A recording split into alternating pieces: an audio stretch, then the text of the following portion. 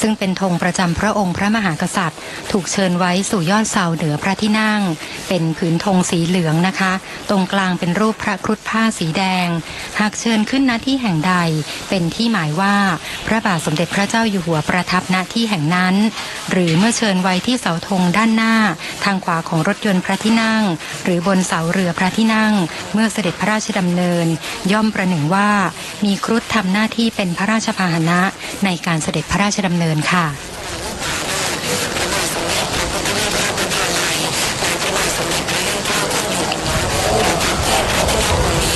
สำหรับภายในพระที่นั่งอมรินทร์วินิจฉัยนะคะเป็นพระที่นั่งท้องพระโรงค่ะสำหรับเสด็จออกฝ่ายหน้าเช่นเสด็จออกมหาสมาคมเสด็จออกขุนนางเสด็จออกทรงบำเพ็ญพระราชกุศลต่างๆในพระราชพิธีบรมราชาภิเษกตั้งแต่รัชกาลที่2เป็นต้นมานอกจากนี้นะคะยังเป็นท้องพระโรงสำคัญในพระราชพิธีสำคัญของบ้านเมืองอาทิพระราชพิธีบรมราชาภิเษกพระราชพิธีเฉลิมพระชนมพรรษาตลอดจนเสด็จออกรับทูตต่างประเทศที่เข้ามาเจริญพระราชมัยตรีในสมัยต้นรัตนโกสินทร์ที่ปลายสุดของท้องพระโรงเป็นที่ประดิษฐานพระที่นั่งบุษบกมาลามหาจักรพรรดิพิมานเป็นที่ประดิษฐานพระที่นั่งพุทธานกาญจนสิงหาสน์ภายใต้นพประดลมหาเสวตฉัตรค่ะ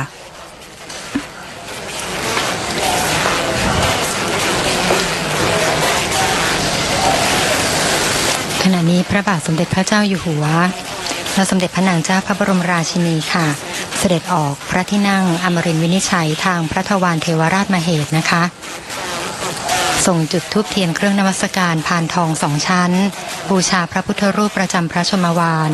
คู่พระบรมอัฐิพระบาทสมเด็จพระพุทธยอดฟ้าจุฬาโลกมหาราชพระพุทธปฏิมาชัยวัดรัชกาลที่9และพระพุทธรูปประจำพระชนมวาลพระบาทสมเด็จพระบรมชนกาธิเบศรมหาภูมิพลอดุลยเดชมหาราชบรมนาถบพิตรที่หน้าพระที่นั่งบุษบกมาลาค่ะ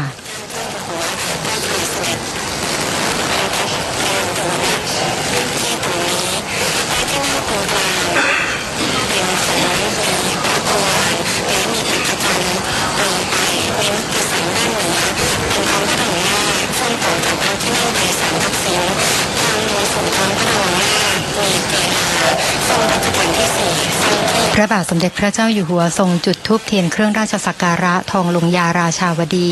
และทรงจุดธูปเทียนเครื่องทองน้อยกราบถวายบังคมพระบรมอัฐิพระบาทสมเด็จพระพุทธยอดฟ้าจุฬาโลกมหาราชซึ่งประดิษฐานที่พระแท่นพระนพบดลมหาเสวตฉัตรซึ่งสมเด็จพระนางเจ้าพระบรมราชินีทรงจุดธูปเทียนเครื่องราชสักการะทองลงยารองและทรงจุดธูปเทียนเครื่องทองน้อยจากนั้นทรงกราบค่ะ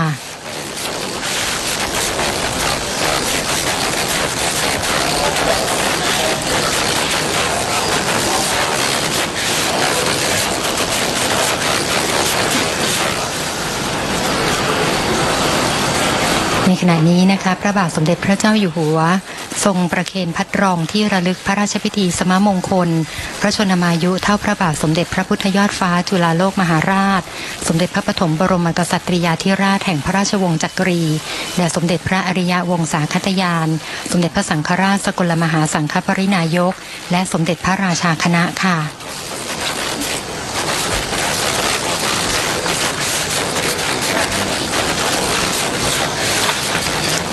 สำหรับพัดรองที่ระลึกนั้นนะคะเป็น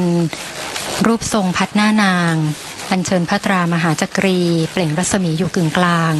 พร้อมพระราชลัญจกรพระบาทสมเด็จพระพุทธยอดฟ้าจุฬาโลกมหาราชคู่กับพระราชลัญจกรพระบาทสมเด็จพระวชิรเกล้าเจ้าอยู่หัวประดิษฐานภายใต้พระนพบดลมหาเสวตฉัตรพร้อมฉัตรขาว7 ชั้น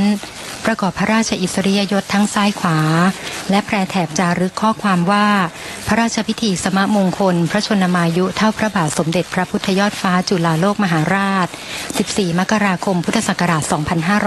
2568ประดับโดยรอบนะคะและอักษรพระปรมาภิไธยทปรหมายถึงทองด้วงพระนามเดิมมหาจักรีบรมนาถปรมราชาธิราชอักษรพระปรมาภิไธยวปรหมายถึงมหาวชิราลงกรณ์ปรมาราชาธิราชประดิษฐานใต้พระมหาพิชัยมงกุฎภายในกรอบลวดลายรูปทรงดอกบัวประดับเป็นนมพัดค่ะ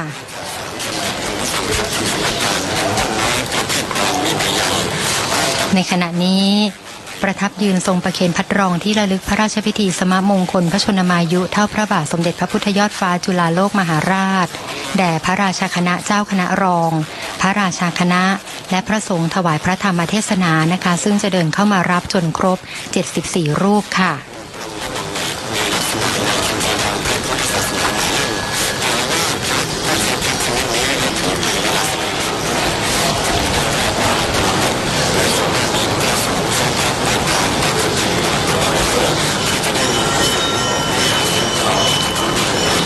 ในวันนี้นะคะวันที่14มกราคมพุทธศักราช2568พระบาทสมเด็จพระเจ้าอยู่หัวทรงเจริญพระชนมายุได้ 26,469 วันเป็นสมมงคลพระชนมายุเท่าพระบาทสมเด็จพระพุทธยอดฟ้าจุฬาโลกมหาราชสมเด็จพระปฐมบรมกษัตริยาธิราชแห่งพระราชวงศ์จักรีจึงทรงพระกรุณาโปรดเกล้าโปรดกระหม่อมให้ตั้งการพระราชพิธีทรงบำเพ็ญพระราชกุศลทักษิณานุปทานณพระที่นั่งอมรินทร์วินิจฉัยค่ะโดยเจ้าพนักงานพระราชพิธีก็ได้เตรียมการพระราชพิธีทรงบำเพ็ญพระราชกุศลทักษิณานุปทานในอภิลักษ์ขิตสมัยมงคลณพระที่นั่งอมรินทร์วินิจฉัยในพระบรมมหาราชวังโดยเชิญพระพุทธรูปประจำพระชนมวาลคู่พระบรมอัฐิของพระบาทสมเด็จพระพุทธยอดฟ้าจุฬาโลกมหาราชพระพุทธปฏิมาชัยวัดรัชกาลที่ 9และพระพุทธรูปประจำพระชนมวาลพระบาทสมเด็จพระบรมชนกาธิเบศรมหาภูมิพลอดุลยเดชมหาราชบรมนาถบพิตรออกประดิษฐานณพระที่นั่งบุษบกมาลาและเชิญพระโกรธพระบรมอัฐิพระบาทสมเด็จพระพุทธยอดฟ้าจุฬาโลกมหาราชออกประดิษฐานณพระแท่นพระนพพดลมหาเสวตฉัตรแวดล้อมด้วยต้นไม้ทองต้นไม้เงินเครื่องพระบรมราชอิสริยยศราชูปโภคเครื่องนมัสการเครื่องราชสักการะพร้อมสับค่ะ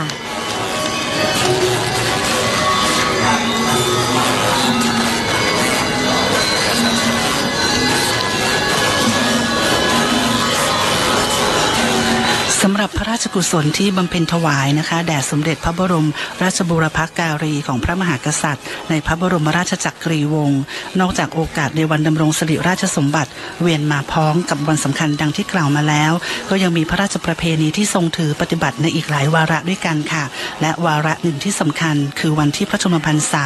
เวียนไปเสมอเท่ากันและวันที่พระชนมพรรษามากกว่าพระมหากษัตริย์พระองค์ใดพระองค์หนึ่งในรัชกาลที่ล่วงไปแล้วด้วยถือเป็นภาพลักษณ์แสดงวัฒนธรรมที่ดีงามของพระมหากษัตริย์ของชาติไทยในการที่จะทรงสร้างแบบอย่างความกตัญญูกตเวทิตาแสดงความเคารพรำลึกถึงบรรพบุรุษปู่ย่าตายายที่ประกอบคุณความดีไว้แก่บ้านเมืองให้ราษฎรยึดถือเป็นแบบแผนค่ะ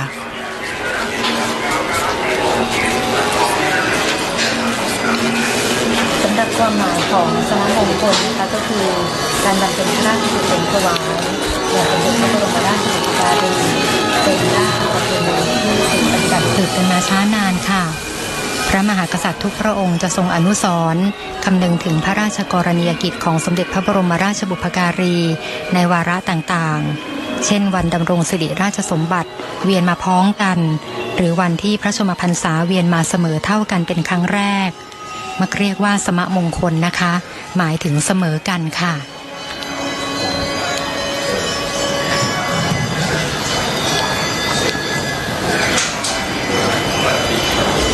อายะสัพพสัมปสิทธิยาสัพพทุกขวินาสายะปริตังครูถะมังคลังวิปติปฏิภาหายะสัพพสัมปติสิทธิยาสัพพพยวินาสายะปริตังครูถะมังคลังวิปติปฏิภาหายะสัพพสัมปติสิทธิยาสัพพะโรคะวินาสายะปริตังพรูถะมังคะลังสรจังสเสนังสัพพันธุงนรินทังปริตานุภาโวสัทธารคตุอุติปริตวานะเมตังสเมตาภาทันตาอวิคิตาจิตตาปริตังภานันตุ สมันตาจักวาเลสุอัตรากัจฉันตุเทวตาสัทธัมมังมุนิราจัสสะสุนันตุสักขโมขะทังสักเคกามเอจารูเปคิริสิขรตเตจันตะเลเควิมาเนทิเปรเทจาคาเมตรวนะคาเนเคหะวทุมหิเขตเตภุมมาจายันตุเทวาจลทะลวิสเมยาคาคันทัพพนาอาคาติทันตาสันติเกยังมุนิวารวะจันนังสาทะโวเมสุนันตุธรรมัสสะวนกาโลอายัมพัทันตาธรรมัสสะวนกาโลอายัมพัทันตาธรรมัสสะวนกาโลอายัมพัทันตานะโมตัสสะภะคะวะโตอะระหะโตสัมมาสัมพุทธัสสะนะโมตัสสะภะคะวะโตอะระหะโตสัมมาสัมพุทธัสสะนะโมตัสสะภะคะวะโตอะระหะโตสัมมาสัมพุทธัสสะพุทธังสรณังกัจฉามิธัมมังสรณังกัจฉามิสังฆังสรณังกัจฉามิทุติยัมปิพุทธังสรณังกัจฉามิทุติยัมปิธัมมังสรณังกัจฉามิทุติยัมปิสังฆังสรณังกัจฉามิตติยัมปิพุทธังสรณังกัจฉามิตติยัมปิธัมมังสรณังกัจฉามิตติยัมปิสังฆังสรณังกัจฉามิสัมพุทเทอาทเวสัญจตวาทัสสัญจสหัสสะเกปัญจสตสหัสสะนินามานิสิรสังอหังเตสังธัมมันจะสังฆันจะอาเรนะนามามิหังนัมการานุภาเวนะหันตวาสัพเพอุปัฏฐเวอเนกาอันตรายาปิวินาสันตุเสสะโตสัมพุทเทปัญจปัญญาสัญจจตุเวสติสนาสเกทัสสะตัสสะหัสสะนินามานิสิรสะอะหังเตสังธัมมันจะสังฆันจะอาทะเรนะนะมา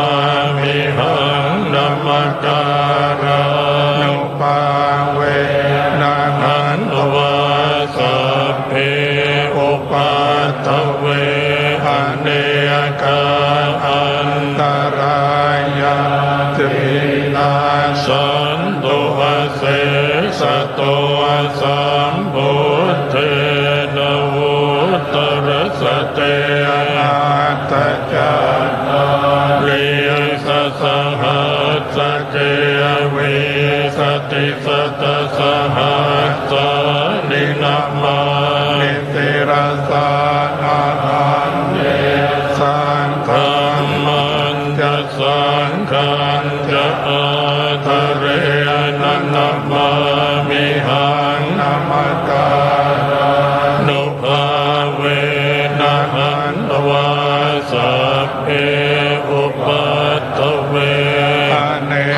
กาอันตรายาปิวินัสสันตุอาเส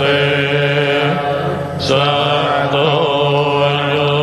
จักขุมาโมหะมะลาปะกาโตสัมมังวะพุทโธสุขโตวิมุตโตมาราสะปะสาวินิโมจยันโตปะเปสิเขมังชนะตังวินัยยังพุทธังวรันตังศิลสานะมามิโลกาสนาการจะวินัยการจะตันเตจะสาเตจยสิทธิโหตุสัพพันตรายาจะวินาสเมนตุธรรมโมตโชโยยตาสัสสะสุตาเสยเสโลกัสสวิสุทธิมัคคันนิยานิโกธรรมทรัสสะทาริยสัตตวะโหสันติกโรสุจินโนธัมมังวรันตังศิลสานะมามิโมหะปะทานังอุปสันตตาอันตันเตจะสาเตชยสิทธิโหตุสัพพันตรายาจะวินาสเมนตุสัทธรรมเสนาสุขตาโยโกโยโลกัสสปะโอปะกิเลสเจตาสันโตสยังสันตินิโยจะโกจะสวัสกาตธรรมังวิดิตังกโรติสังฆังวรันตังศิลสานะมามิพุทธานุพุทธังธัมมเสยระเตติตังเตยัสสะเตชยสิทธิโหตุสัพพันตรายาจะวินาสเมนตุนะโมอะระหะโตสัมมาสัมพุทธัสสะมะเหสิโนนะโมพุทธมัทธัมมัสสะสวากาตาเทวเตนินะโมมหาสังฆาสัพพิวิสุทธัสสิรทิฏฐิโนนะโมโอมัตตยาราตาสรตนาตยาทัสสะทุกังนะโมโอมัตติยาสัตตาสวัสพุทธยาสปินะโมปะภาเวนะวิคัจจันตุปัตถวานะโมการานุภาเวนะสุวัตถิโหตุสัพพทานะโมการาสเตเจนะวิธิมิโหมิเตชวา อนุตตรังอภิสัมโพธิงสัมพุจิตตวาตถา ภะคะโตปะธรรมังยังเตเสสิธรรมจักกังอนุตตรังสัมมาเทวะปวัตเตนโตโลเกอปฏิวัติยังยะถาคาตาอุโภอันตาปฏิปัตติจมัตชิมาจตุสวาริยสัจเจสุวิสุทธังญาณทัสสะนังเทสิตังธรรมราเชนะสัมมาสัมโพธิกิตตนังนาเมนวิสุตังสุตังธรรมจักกปวัตตนังวัยยากรณปาเทนะสังคีตันตัมภะนามาเสเอวเมสุตังเอกังสัมมยังนาติยังวิหารติสิปตันเนอมิคตาเยตาตระโคภะคะวาปัญจวัคคีย์ เยภิกขุอามันเตสิทเวเมภิกขเวอันตาปาปจิเตนะนะเสวิตาปายโยจายังกาเนสุข กามสุขันธิกานุโยโคหิยโนธัมโมโพธุชนิโกอนาริโยอนาถสันติโตโยจายันกาตกิลมัฏฐานุโยโคทุตโคอนาริโยอนาตสันติโตเอเตเตภิกขเวอุปโภอันเตอนุปคัมมะมัชฌิมา ปฏิปทาตถาคเตนะอภิสัมพุทธาจักขุกรณีญาณกรณี อุปสัมมายะอภิญญายะสัมโพธายะเนภานายะสังวัตติกตมาจะสาภิกขเวมัชฌิมา ปฏิปทาตถาคเตนะอภิสัมพุทธาจักขุกรณียานกรณีอุปสัมมายะอภิญญายะสัมโพธายะนิพพานายะสังวัตติอะยะเมวะอริโยอัตถังกิโกมัคโคสัยยะทิทังสัมมาทิฏฐิสัมมาสังกัปปะสัมมาวาจาสัมมากัมมันโตสัมมาอาชีวสัมมาวายาโมสัมมาสติสัมมาสัมมาทิอายังโกสัมภิ ภิกขเวมัชฌิมาปฏิปทาตถาคเตนะอภิสัมโพธาจักขุกรณียานกรณีอุปสัมมายะอภิญญายะสัมโพธายะเนปานาย สังวัตติทานโคปันนภิกขเวทุกขังอริยสัจจ ชาติ กขาจราปิทุกขามรณะปิทุกขังโสตปริเทวทุกขโตมนัสสุปายาสาปิทุกขา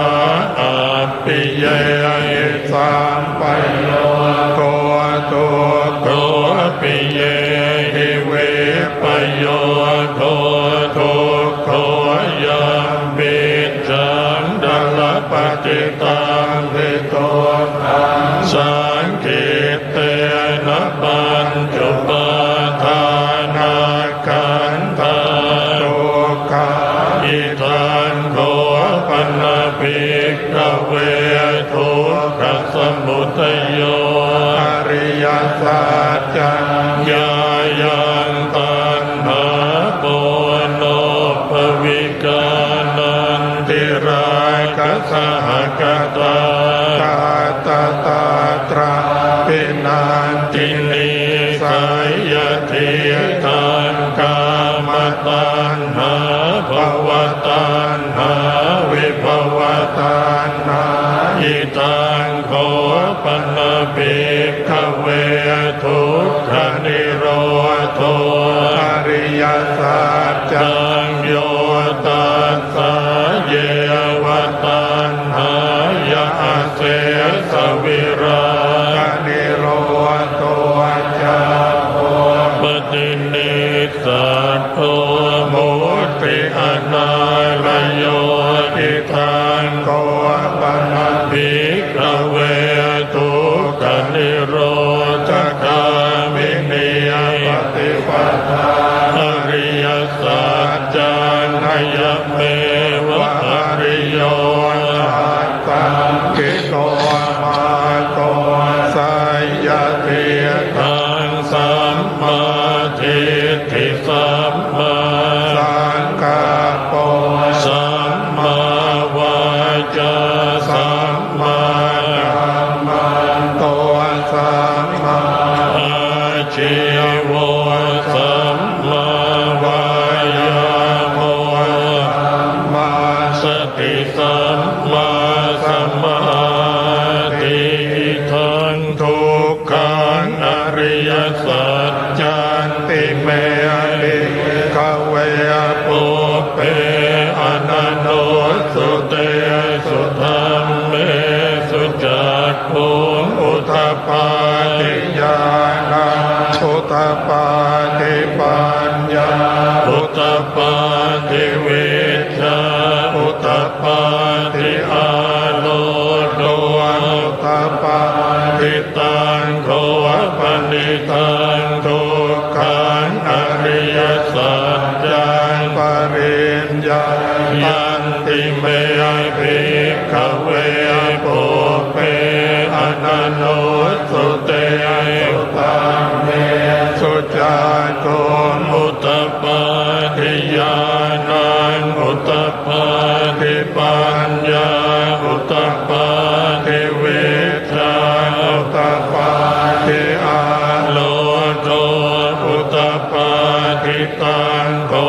ปณิตังทุกขังอริยสัจจังปริญญาตันติเมภิกขเวปุเพอนันโนสุเตสุธรรมเมสุจักขุงอุทธปาทิญาณังอุทธปาทิปัญญาอุทธปาทิวิชชาอุทธปาทิอาโลโดอุทธปาทิอิทังทุกขสมุทัยโยอริยสัจจันติเมภิกขเวปุเพอนันโนสุเตสุธรรมเมสุจักขุงอุทธปาทิญาณังอุทธปาทิปัญญาอุทธปาทิวิชชาอุทธปาทิอาโลโดอุทธปาทิตังโฆปณิตังทุกขสมุทัยโยอริยสัจจังปหาตาปันติเม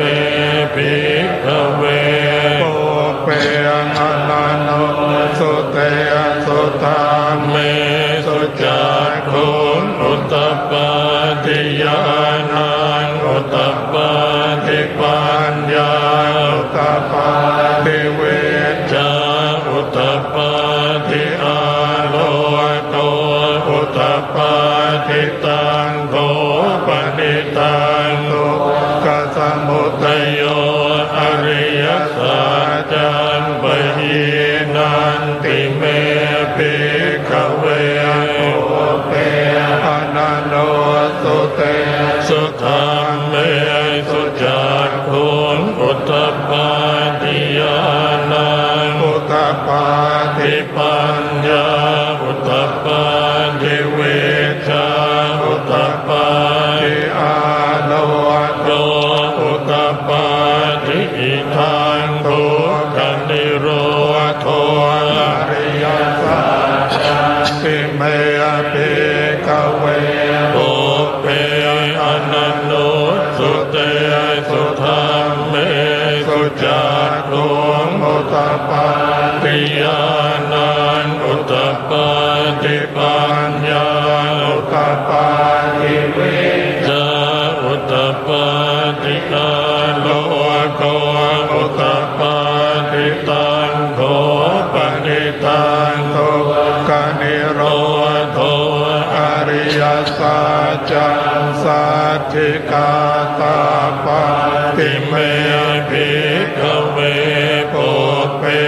อนันโนสุเตสุตัมเมสุจักขุงอุตตปาทิญาณังอุตตปาทิปัญญาอุตตปา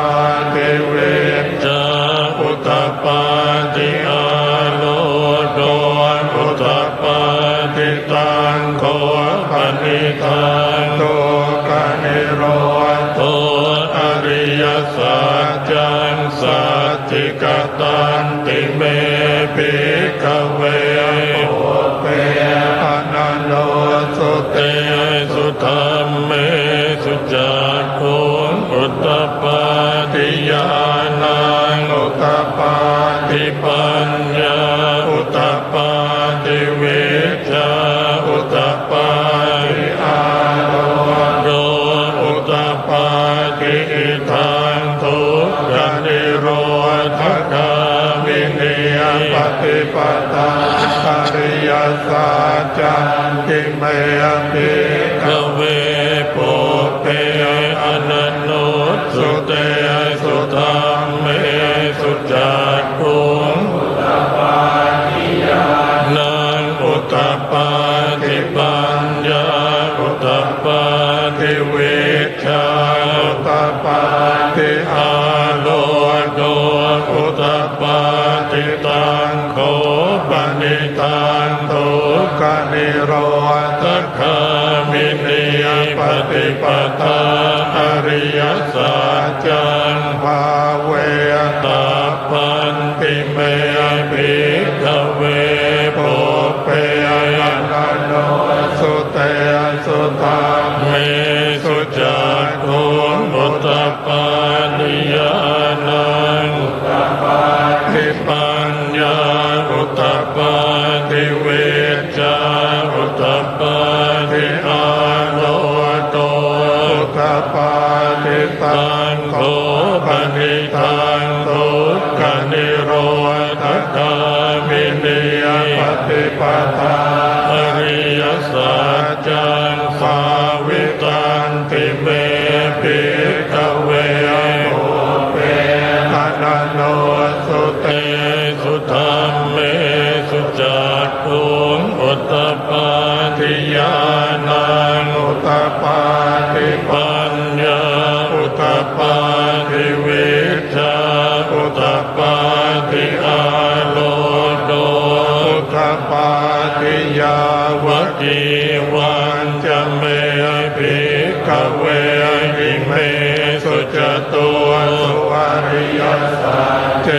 สุเอวันติปริวัตตังภวาทัสสะกา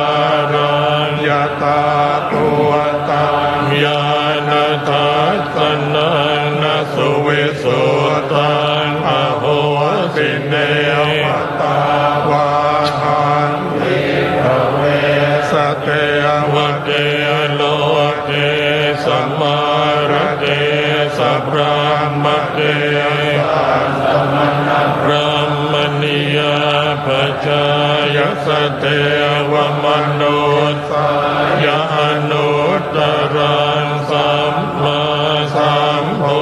ธิอภิสัมโพโตปัจจัญญาสิงยโตจะโกเมภิกขเวเมสุจโตสุอริยสัจเจสุเอ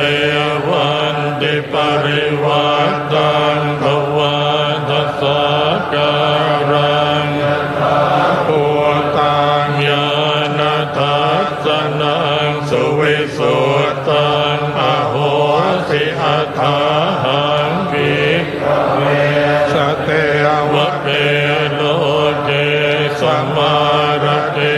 สัพพะมะเกสาสมณพรามณียปัจจายสเตวมโนสายอนุตตรังสัมมาสัมโพธิอภิสัมพุทโต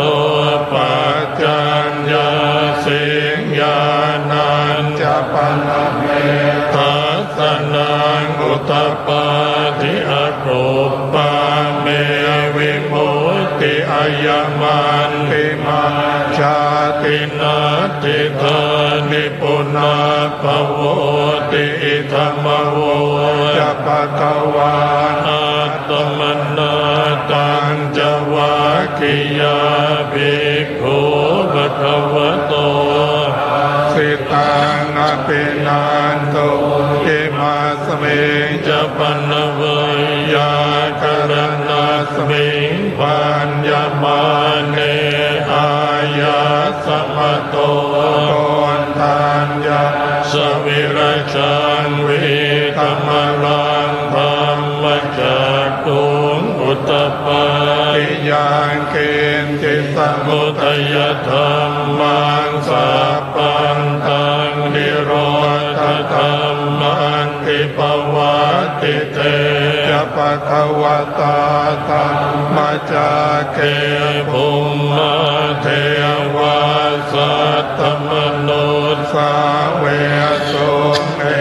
ตังปะคะวะตาภารณสิยังอิสิปตเนมิกทาเยอนุตตรังธรรมจักกังบวัตติตังอาปฏิวัติยังสมเนยนวาพระมเนยนวาเทเววามาเรยนวาพระมุนาวาเจนะจิวาโลกัสมินติภุมมานังเทวานังจตุมมหาราชิกาเทวาสัตตมนุษย์เวสุจตุมมหาราชิกานังเทวานังสัตตังสุตวาตาวติงสาเทวาสัตตมนุษย์สาเวสุงตาวติงสัตตังเทวานังสัตตังสุตวาจามาเทวาสัตตมนุษย์สาเวสุงยามานังเทวานังสัตตังสุตวาตุสิตาเทวาสัตตมนุษย์สาเวสุงตุสิตานังเทวานังสัตตังสุตวานิมมานรติเทวาสัตตมนุษย์สาเวสุงนิมมานรตินังเทวานังสัตตังสุตวาปรณิมิสา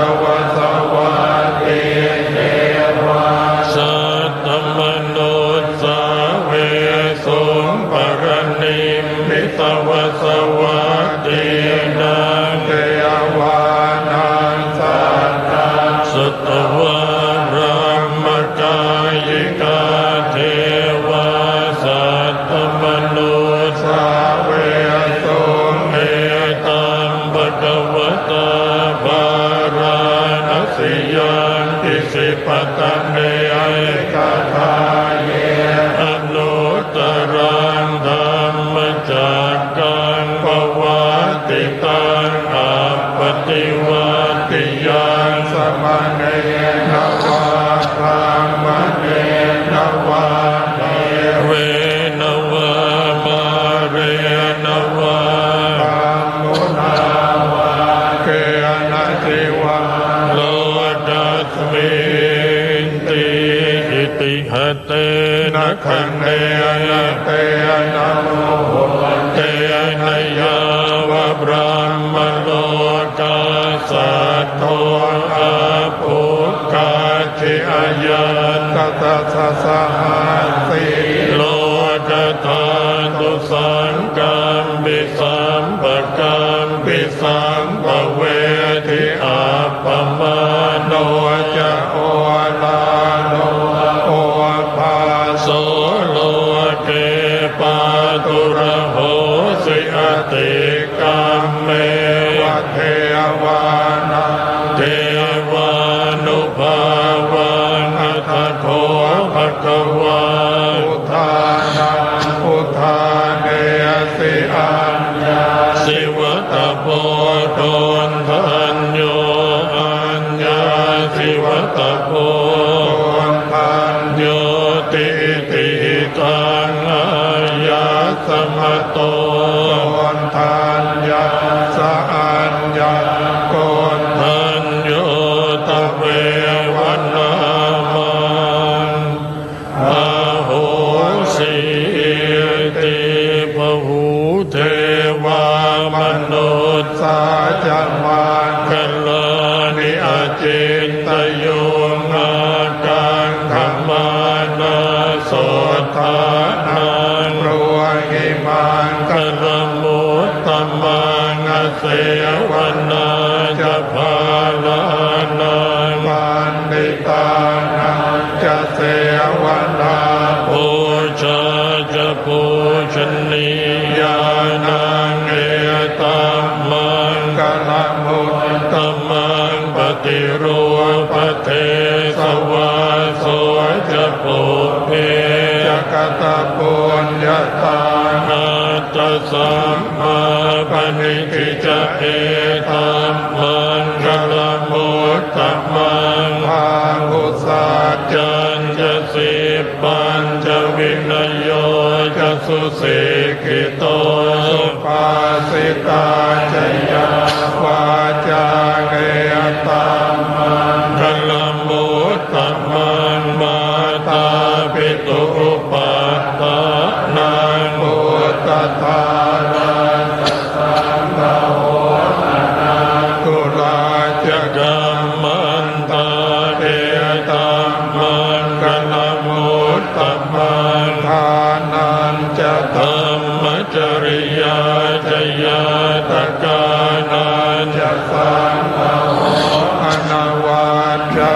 นิกามานิเอตัมมังกลมุตตมังอารติวิรติปาปา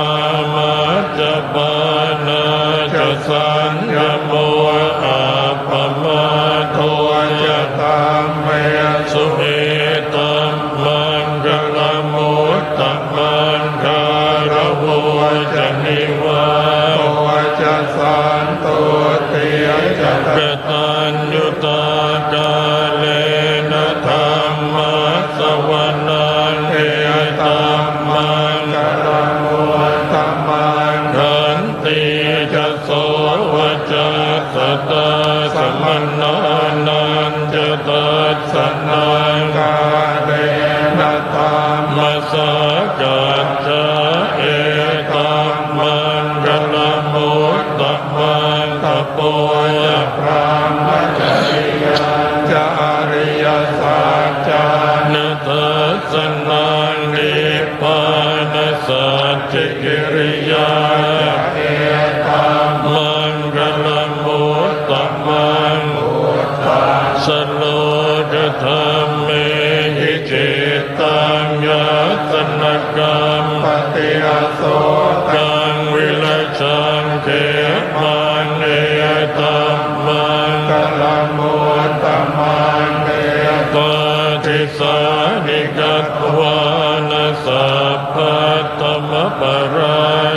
า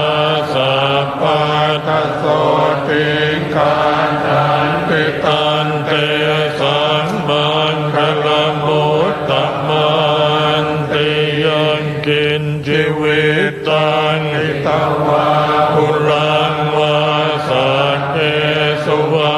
ยังรัตนังปณิยตังนัสวัสสมันทาคิตตาคเตนะอิตัมปิพุทเทรัตนังปณิยตังเอเตนะสัจเจนะสุวัตติโหตุขยังวิราคานมตังบณีตังยทัจจคาสักกยมุนีสัพพิโตนะเตนะธัมเมนะสมาธิเกณติธัมปิธัมเมตนังปณิยตังเอเตนะสัจเจนะสุวัตติโหตุยังพุทธเศรษโธปริวันนยิสุจิงสมาธิมานังกริการยมาอุสมาธินาเตนะสมโมนาเวจติธัมปิธัมเมรัตนังปณิยตังเอเตนะสัจเจนะสุวัตติโหตุเยปุคคลาอัตถสตังวาสาตาตาริเอตานิยุคานิโหนติเตตาคินายาสุขตาสัสสาวกาเอเตสุทินนานิมหาปัลลานิธัมปิสังเขตนังปณิตังเอเตนะสัจเจนะสุวัตติโหตุเย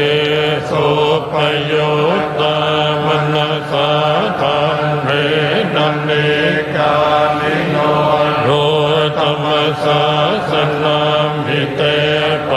ฏิปัตตาธรรมตังวิกายานามุทานิปุติปุญจมานาอิตัมปิสังเขตนังปณิยตังเอเตนะสัจเจนะสุวัตติโหตุขีนังปุรานังนวันนาทิสัมภวังวิรัตจิตตายติเกภวัสมิงเตกินะเปียชาวิรุณนิชันธานิปันติเตรายตายามปฏิยปยิธัมปิสังเขรตนังปณิตังเอเตนะสัจเจนะสุวัตติโหตุกัลนียมัตตกุสเลนยันตังสันตังปะทานอภิสเมจะสัตโตอุโชจะสุโชจะสุวโชจะสมุทุอนัตติมานิสันโตสโกจะสุปโรจะอาปะคิโชยสันโลกโวติสันตินริโยจะนิพโตจะอาปะคัพโพเรสุอนันโนภิโตนะจะโกตังสมาจเรกินติเยนะวินโยเรอุปวัชายโยสุขิโนมาเกวิโนโหตุสัพเพสัตตาภวันตุสุขิตาตาเยเกจิปาปุตตาติตสาวาทาวราวาอนวเสสาหิตาวาเยมหันตาวามัชฌิมาราสกาอนุกทุลาทิตาวาเยยะเทตาเยจะทุเรวสันติอวิทุเรภูตาวา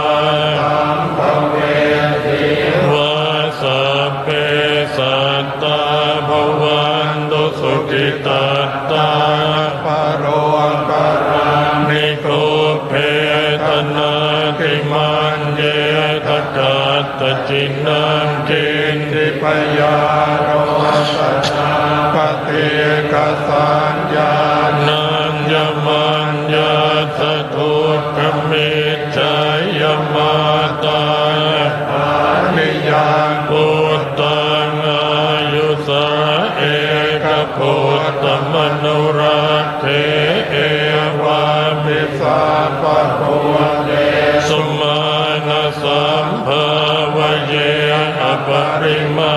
ณังเมตตัญจะสาปะโรกาสมิงมานะสัมภาวเยอปริมาณังอุตตังอโตปิริยังจะสัมภาตังอเว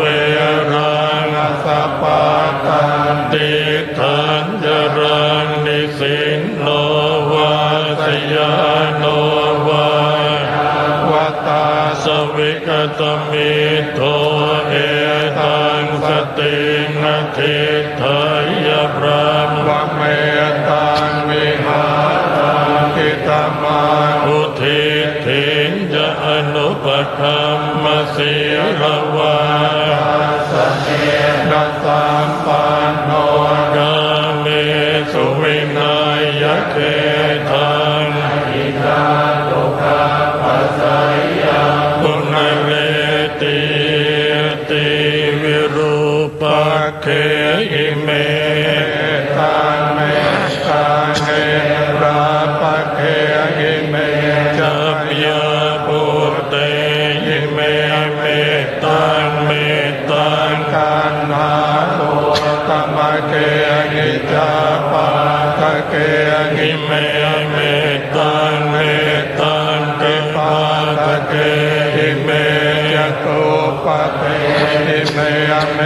ตังเมตังปะโหปะเตหิเมมามังอปาตะโตหิงสิมามังสิทธิปาทะโกมามังจะโตปะโตหิงสิมามังหิงสิปะโหปะโตสัพเพสัตตาสัพเพปานาสัพเพภูตาจะเทวตาสัพเพปาตานิปัสสันตุบากินติปาปมาคัมมาอาปมาโนโตอาปมาโนธัมโมอาปมาโนสังโฆปมาณวันตานิสิริงสปานิไอเวจิกาสกปะเทียอุณนานาเพียสระบัวโบสิกากตาเมปริตาปฏิกัมมันตุภูตานิโสหังนะโมปะคะวะโตนะโมสัตตันนังสัมมาสัมพุทธานังอุเทตยัญจักขุมายะกรานะหะเรสวรรโนปตวิปภาโสตังตังนามาสามิหะเร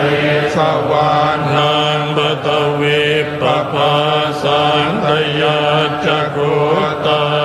หะเรมุขิวาสังเยบรามนาเวตกุสัพพธรรมเมเตเมยโมเตธรรมบาลยันตุนะมัตตุพุทธานังนะมัตตุโพธิยาวิโมตตานังนะโมวิโมตติยาอิมังโสปริตังกัตวาโมโรจรติเอสนาอเปตยัญจักขุมาเอกราชาริสวรรโนปตเวปภาโสตังตังนัมมัสสามิหริสวรรนังปตเวปภาสังทยาจักขุตาวิหารมุรติงเยบร ตกุสาปธรรมเมเตเมนะโมเตจมันปาลยันตุนะมาตุพุทธานังนะมาตุโพธิยานะโมวิมุตตานังนะโมวิมุตติยาอิมังโสปริตังกัตตวาสมกาปเยติอัตถิโลเกสีลกุโนสัจจังโสจายโนตยาเตนะสัจเจ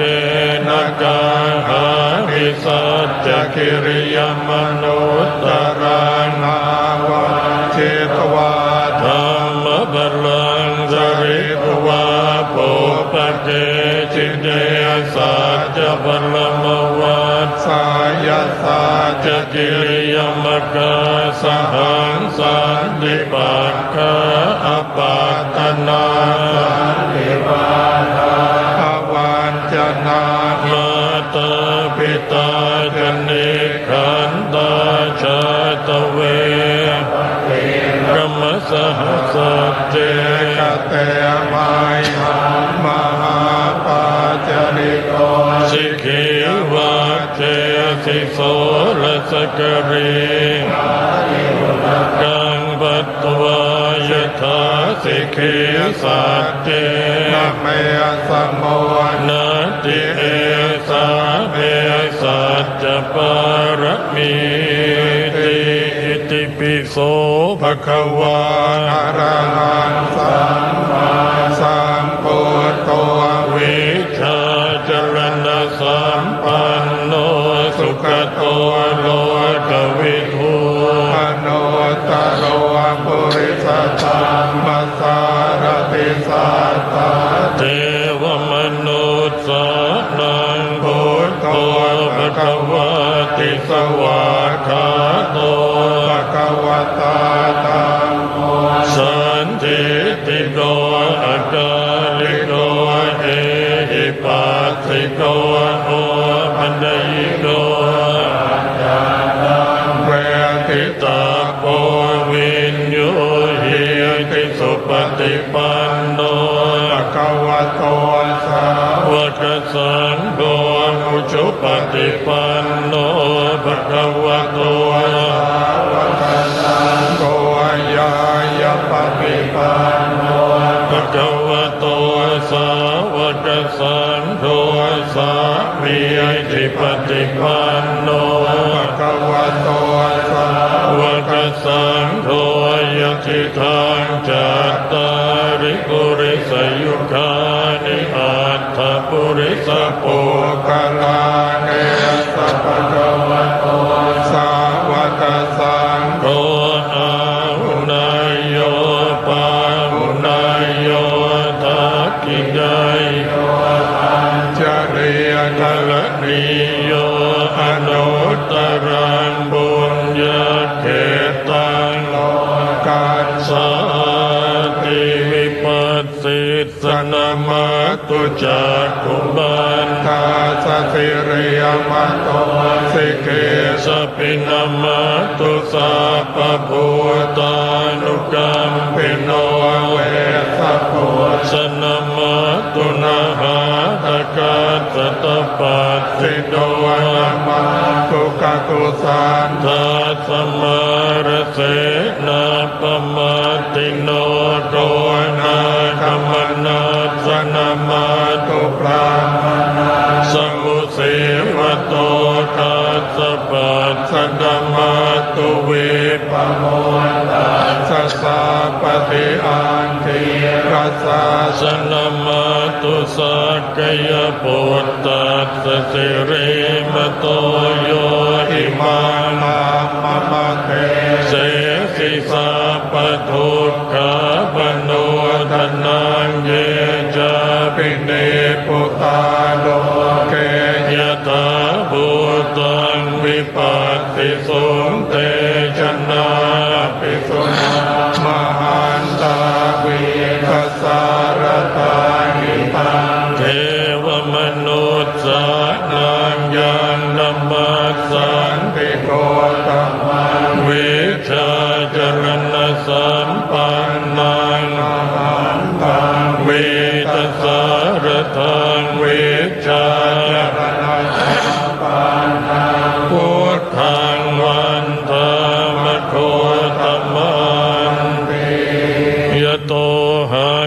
ทินิอริยายชาติยาปวนาปิจานามิสังจิตจปานังชีวิตาวโรเปตาเตนะสัจเจนะโสติเตโหตุโสติขัปปัสสะโพจังโกสติสังฆาโตธัมมานังวิจโยตถานิริยังเปติปัสสติโพจังคาจัตถาภเรสัมมาทุเปกโพจังคา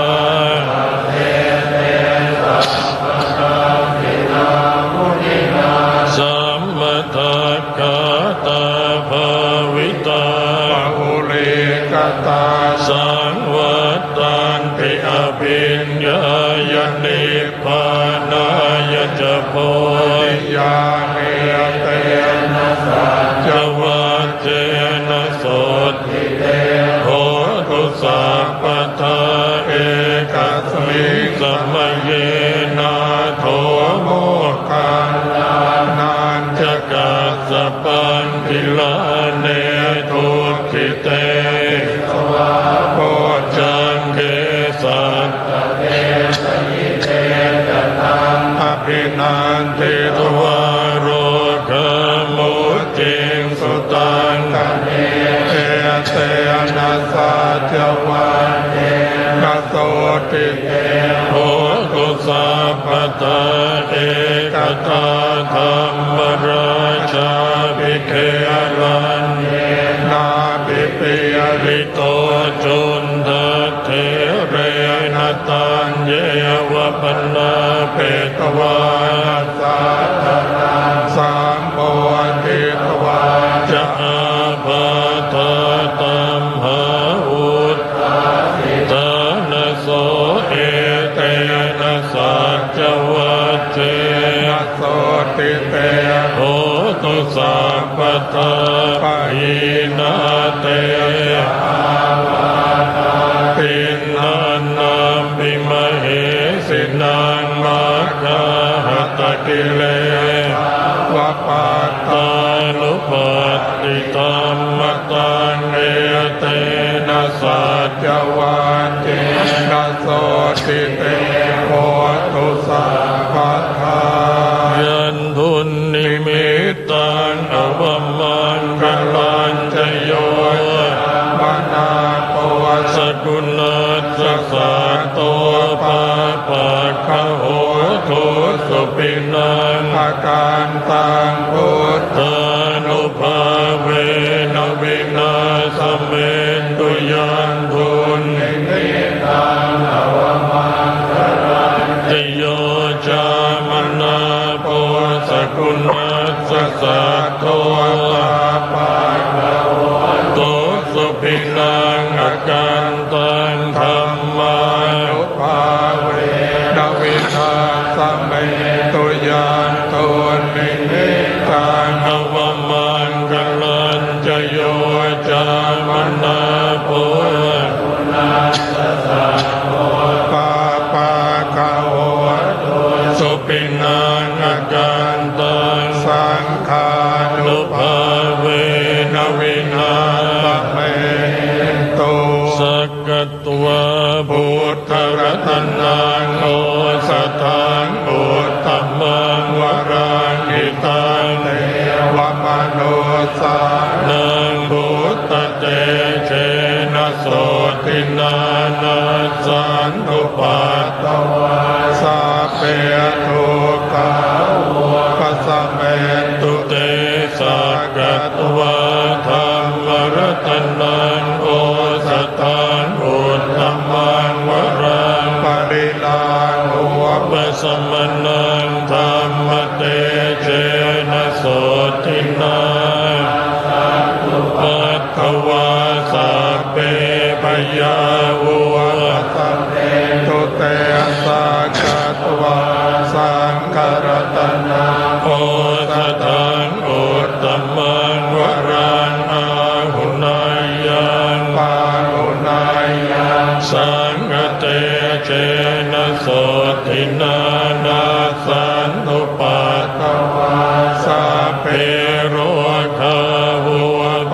เมตุเตนะติเมสรณังปัญญาพุทโธเมสรณังวรังเอเตนะสัจวัตเจนะโหตุเตเจยมังคลังนะติเมสรณังปัญญาธัมโมเมสรณังวรังเอเตนะสัจวัตเจนะโหตุเตเจยมังคลังนะติเมสรณังปัญญาสังโฆเมสรณังวรังเอเตนะสัจวัตเจนะโหตุเตเจยมังคลังยังอินทิรัตนังโลเกวิจติวิวิทังบุตุรัตนังบุตตสมานทิตาสมาโสทิภวันตุเตยังกินจิรัตนังโลเกวิจติวิวิทังบุตุรัตนังธรรมสมานทิตาสมาโสทิภวันตุเตยังกินจิรัตนังโลเกวิจติวิวิทังบุตุรัตนังสังฆสมังทิตาสมาโสทิภวันตุเตสิริทิติมติเตโชชยสิติมหิติมหาคุณาปรินิทาบุญญาธิการัสสะปันตรายนิวารณสัมมาตาสัพพะวะโตอะระหะโตสัมมาสัมพุทธัสสะทวะติสมหาปุริสลักขณานุภาเวนะอสิตยานุปยัญชนะนุภาเวนะอาทุตรสัตมังคลานุภาเวนะชาปันนรังสิยานุภาเวนะเกตุมาลานุภาเวนะทัสสะปารมิตานุภาเวนะทัสสะอุปปารมิตาเวนะทัสสะปรมัตถปารมิตานุภาเวนะศีลสัมมาทิปัญญานุภาเวนะพุทธานุภาเวนะธัมมานุภาเวนะสังฆานุภาเวนะเตชานุภาเวนะอิทธานุภาเวนะพลานุภาเวนะยายธรรมานุราเวนะจตุราเสติสหัสธัมมาขันธานุภาเวนะนวโลกุตระมานุภาเวนะอัตถังกิกัมมะคานุภาเวนะอัตตสัมมาปัตติยานุภาเวนะชลพิญญานุภาเวนะจตุสัจจญาณนุภาเวนะทัสสะภรยานานุภาเวนะสัพพัญญุตญาณนุภาเวนะเมตตากรุณามุติตาอุเบกขานุภาเวนะสัพพปริตานุภาเวนะรัตนาตยสรณานุภาเวนะตุหังสัพพโรกัสกุปาตวะทุกขโต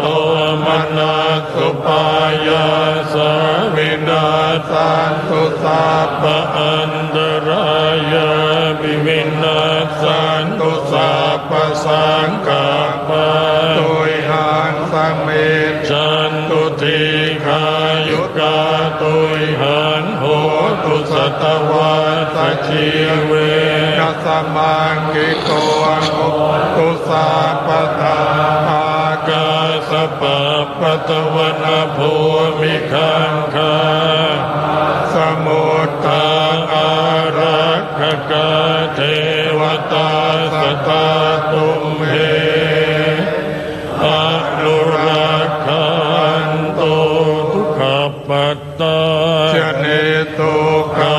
พยาปัตตาจเนพยาโสกปัตตาจเนโสกาโหนตุสัพเพปิปานิโนเอตาวตาจะอัมเมหิสัมปตังปุญญสัมปทังสัพเพเทวานุโมทันตุสัพพสัมปติสิทธิยาทานังทันตุสัทธายสีราคันตุสัพพทาภาวนาวิรตาโหตุกาจันตุเทวตากตาสัพเพพุทธาภลาปัตตาปัจเจกานันจยังวรังอันตานันเจนราคังพันธาวิสัพพะโสภวตุสัพพมังคราคันตุสัพพเทวตาสัพพพุทธานุภาเวนัสสทาโสติภวันตุเตภวตุสัพพมังราคันตุสัพพเทวตาสัพพธรรมานุภาเวนัสสทาโสติภวันตุเตภวตุสัพพมังคลังราคันตุสัพพเทวตาสัพพสังฆานุภาเวนัสสทาโสติภวันตุเตนะขัตตยาขภูตานังปาปาคะนิวรณาปริตัสสานุภาเวนะนันตวาเตสังอุปัตตเวนะขัตตยาขภูตานังปาปาคะนิวรณาปริตัสสานุภาเวนะนันตวาเตสังอุปัตตเวนะขัตตยาขภูตานังปาปาคะนิวรณาปริตัสสานุภาเวนะนันตวาเตสังอุปัตตเว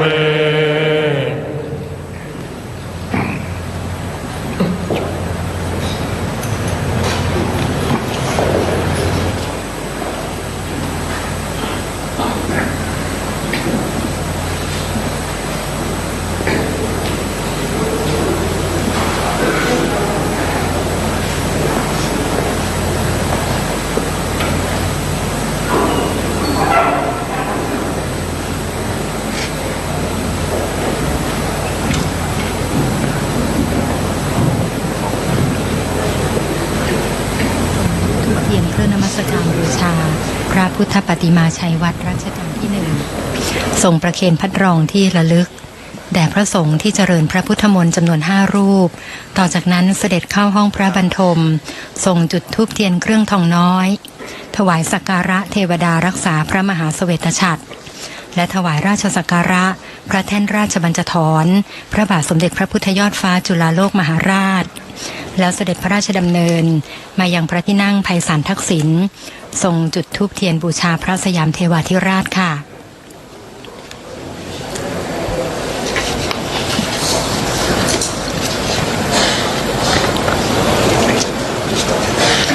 การบำเพ็ญพระราชกุศลถวายแด่สมเด็จพระบรมราชบุพการีในวาระต่างๆนอกจากสมมงคลหมายถึงเสมอกันแล้วนะคะก็ยังมีสมภาคาถ้าเวียนมาเป็นครั้งที่2ก็เรียกว่าทวิภาคาบ้างหรือว่าทวีทาพิเศษบ้างค่ะจะปรากฏแนวปฏิบัติเกี่ยวกับพระราชพิธีลักษณะนี้ตั้งแต่สมัยรัชกาลที่4นะคะและรัชกาลที่5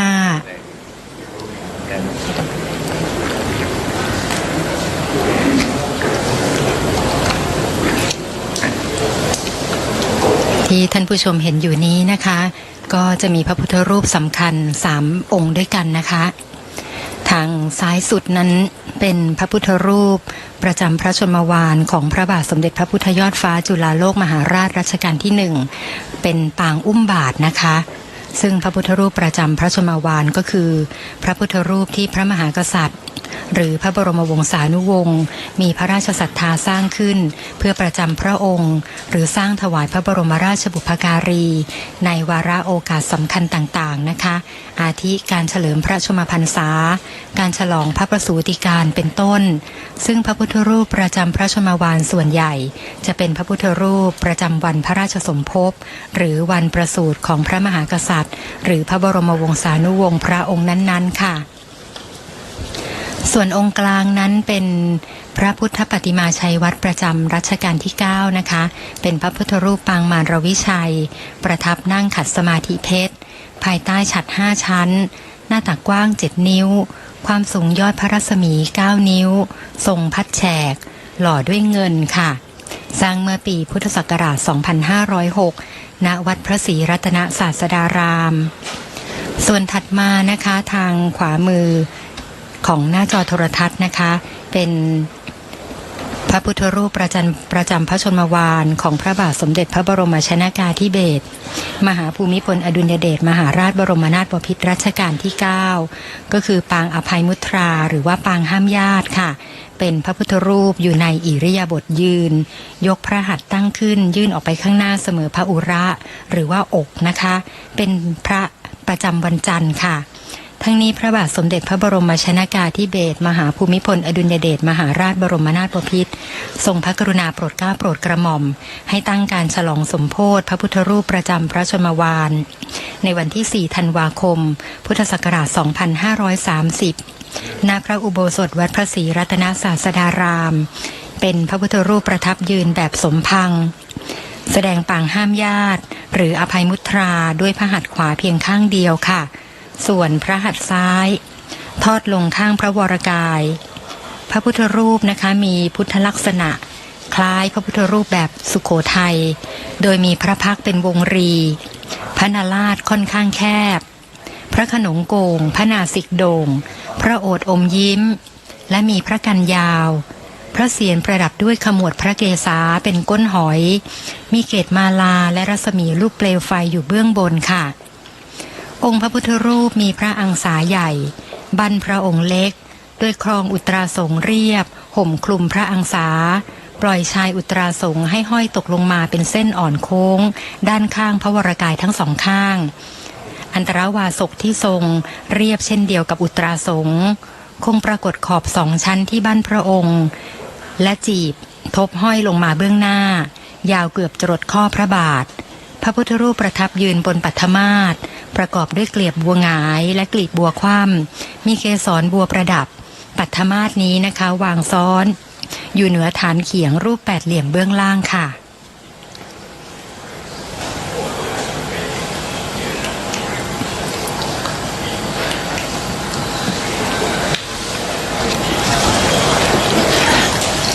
ท่านผู้ชมคะสำหรับการพระราชพิธีสมมงคลพระชนมายุเท่าสมเด็จพระบูรพมหากษัตริยาธิราชเจ้า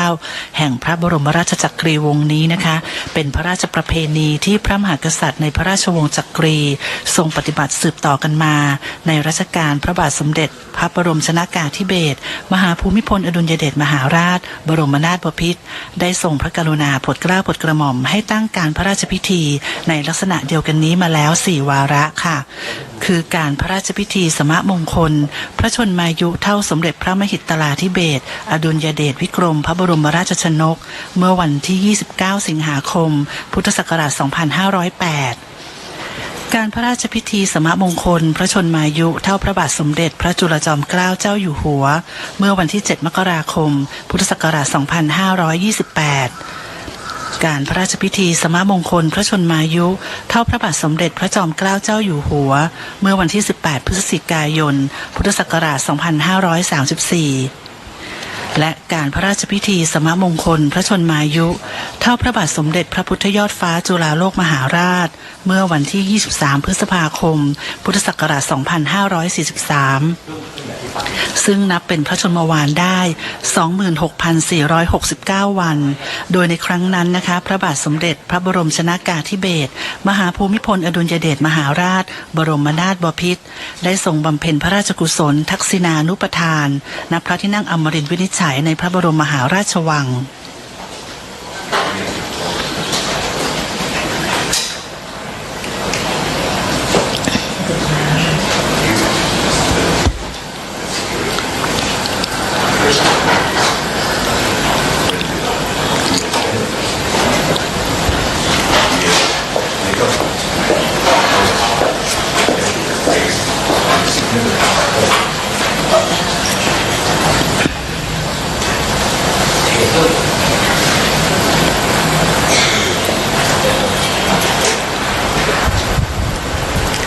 เมื่อสักครู่นะคะพระสงฆ์73 รูปได้เจริญพระพุทธมนต์จบแล้วนะคะ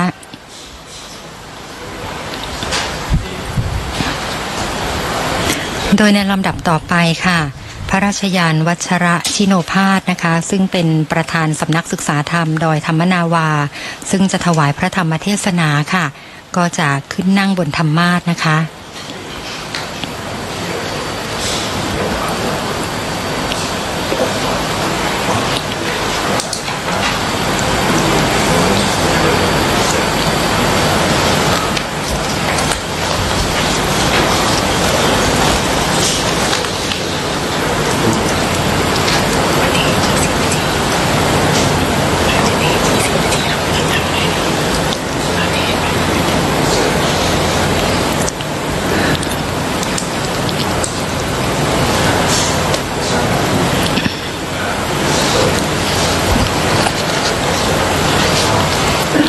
วันนี้นะคะเราได้เห็นถึงโบราณราชประเพณีอันดีงามของไทยที่ได้ช่วยหล่อหลอมจิตใจประชาชนให้เป็นอันหนึ่งอันเดียวกันเพิ่มพูนความจงรักภักดีในชาติศาสนาพระมหากษัตริย์สร้างความเป็นปึกแผ่นมั่นคงให้แก่บ้านเมืองตลอดมาโดยเฉพาะพระมหากษัตริย์ผู้ทรงบำเพ็ญคุณประโยชน์อันยิ่งใหญ่แก่ชาวไทยนั้นรัฐบาลและประสบกนิกรชาวไทยทุกหมู่เหล่าต่างสำนึกในพระมหากรุณาธิคุณล้นเกล้าล้นกระหม่อมอย่างหาที่สุดมิได้และตระหนักในความสำคัญของมหามงคลยิ่งนี้ค่ะ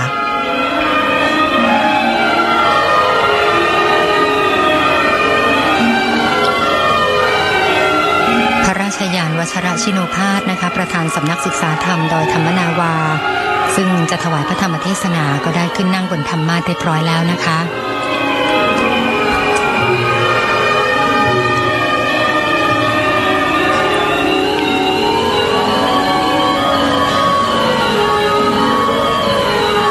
ก็ได้มีการจัดพิธีการเฉลิมพระเกียรติพระบาทสมเด็จพระเจ้าอยู่หัวเนื่องในโอกาสพระราชพิธีมหามงคล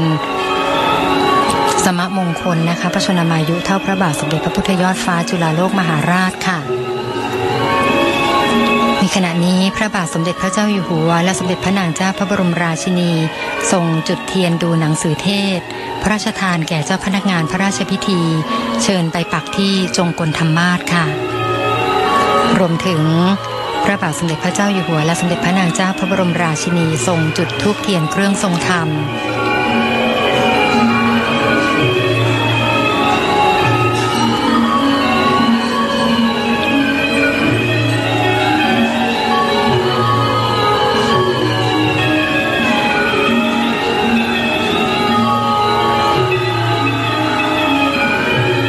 สมเด็จพระนางเจ้าพระบรมราชินีทรงจุดธูปเทียนเครื่องทองน้อย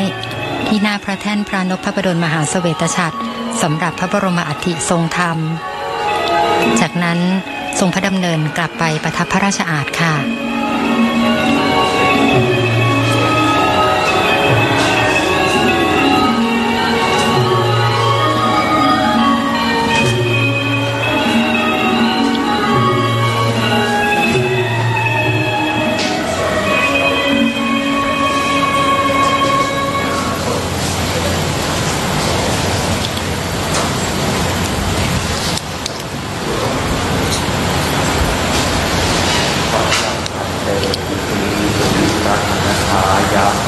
ติสรเนนะสหปัญจศีลานิยาจามะทุติยมปิมะยังพันเตวิสุงวิสุงรักขณทายะติสรเนนะสหปัญจศีลานิยาจามะตติยมปิมะยังพันเตวิสุงวิสุงรักขณทายะติสรเนนะสหปัญจศีลานิยาจามะ นะโมตัสสะภะคะวะโตอะระหะโตสัมมาสัมพุทธัสสะนะโมตัสสะภะคะวะโตอะระหะโตสัมมาสัมพุทธัสสะนะโมตัสสะภะคะวะโตอะระหะโตสัมมาสัมพุทธัสสะบุตทังสรณังกัจฉามิธัมมังสรณังกัจฉามิสังฆังสรณังกัจฉามิดุติยัมปิบุตทังสรณังกัจฉามิดุติยัมปิธัมมังสรณังกัจฉามิดุติยัมปิสังฆังสรณังกัจฉามิตติยัมปิบุตทังสรณังกัจฉามิตติยัมปิธัมมังสรณังกัจฉามิตติยัมปิสังฆังสรณังกัจฉามิปานาติปาตาเวระมณีสิกขาปะทังสมาธิยามิอดินนาดานาเวระมณีสิกขาปะทังสมาธิยามิกาเมสุมิจฉาจาราเวระมณีสิกขาปะทังสมาธิยามิมุสาวาดาเวระมณีสิกขาปะทังสมาธิยามิสุราเมรยะมัจจะปมาดัฏฐานาเวระมณีสิกขาปะทังสมาธิยามิอิมานิปัญจสิกขาปดานิสีเลนะสุขติงยันติสีเลนะโภกสัมปดาสีเลนะนิบุติงยันติตัสมาสีลังวิโสทะเยพรหมาจะโลกาธิปติสหัมปติกัดอัญชลีอันทิวรังอยาจทะสันติทะสัตตาปรชคชาติกาเทเสตุธรรมังอนุกรรมปิมังปะชัง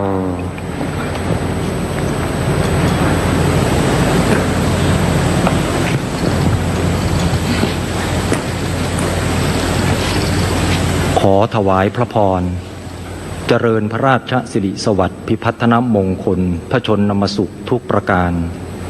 จงมีแด่สมเด็จบรมพิตรพระราชสมภารพระองค์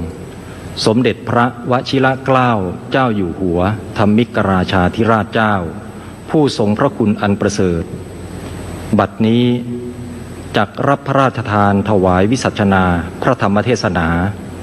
ในติรัตนกถาฉลองพระเดชพระคุณประดับพระปัญญาบารมีถ้ารับพระราชทานถวายวิสัชนาไปมิได้ต้องตามโวหารอรรถาธิบายในพระธรรมเทศนาณบทใดบทหนึ่งก็ดีขอพระเมตตาคุณพระกรุณาคุณพระขันติคุณทรงพระกรุณาโปรดพระราชทานอภัยแด่อาตมะผู้มีสติปัญญาน้อยขอถวายพระพร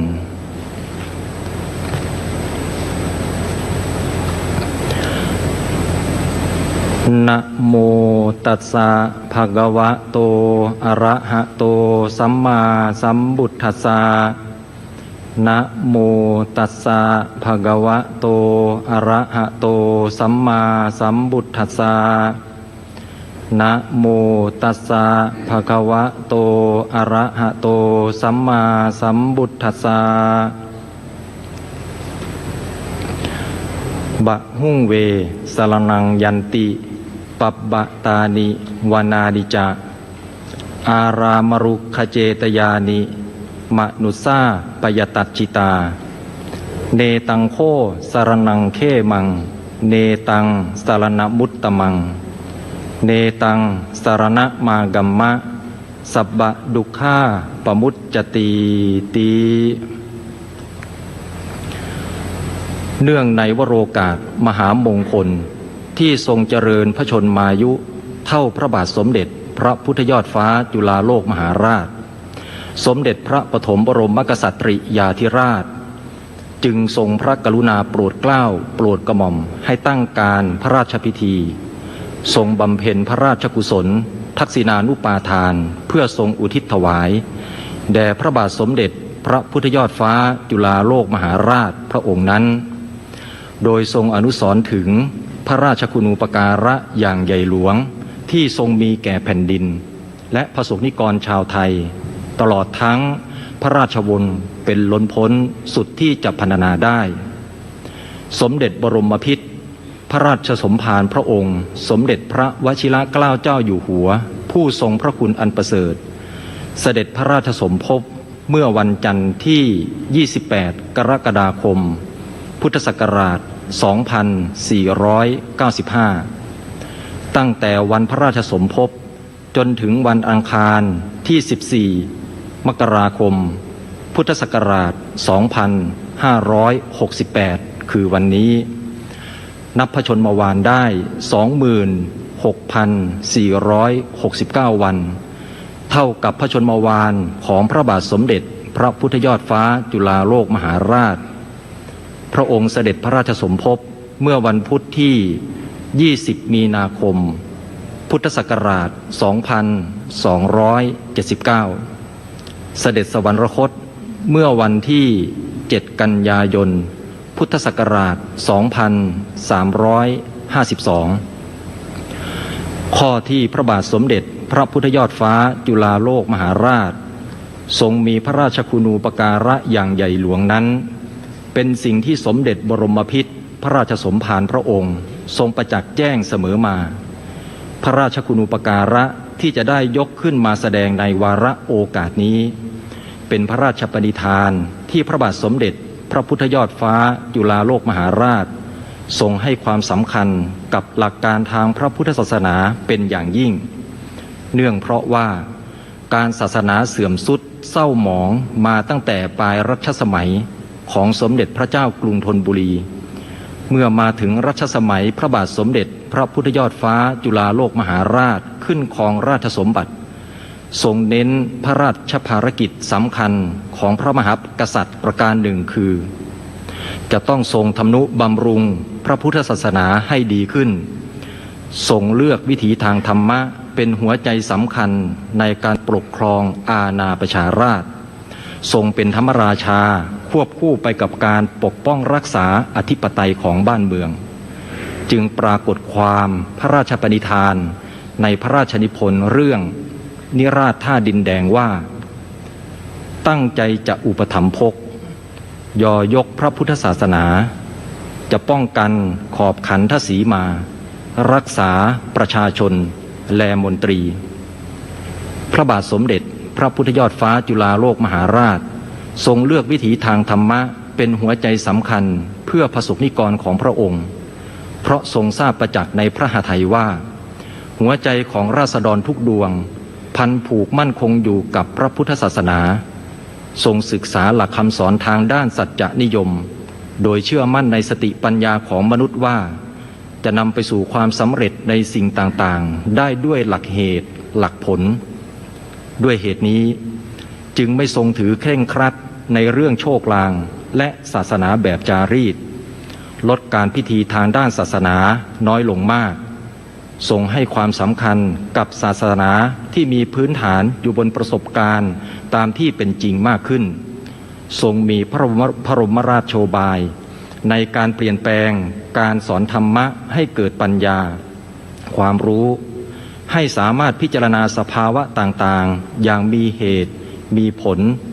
จนเกิดความเข้าใจหลักคำสอนทางศาสนาแล้วนำมาปฏิบัติเพื่อจะได้มีชีวิตที่ดีในโลกนี้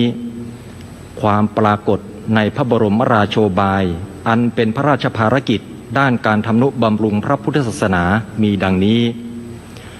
1. ทรงโปรดเกล้าให้ตรากฎหมายคณะสงฆ์ออกใช้ในปีแรก2 ฉบับ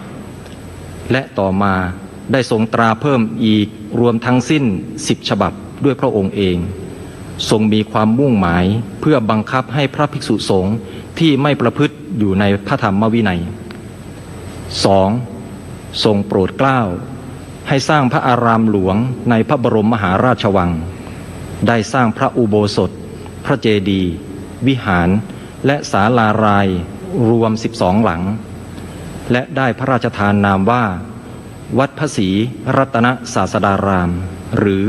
วัดพระแก้วนอกจากนั้นยังทรงพระกรุณาโปรดเกล้าให้ปฏิสังขรณ์วัดอีกมากมาย 3. ปีพุทธศักราช 2331 บ้านเมืองว่างเว้นจากการศึกสงคราม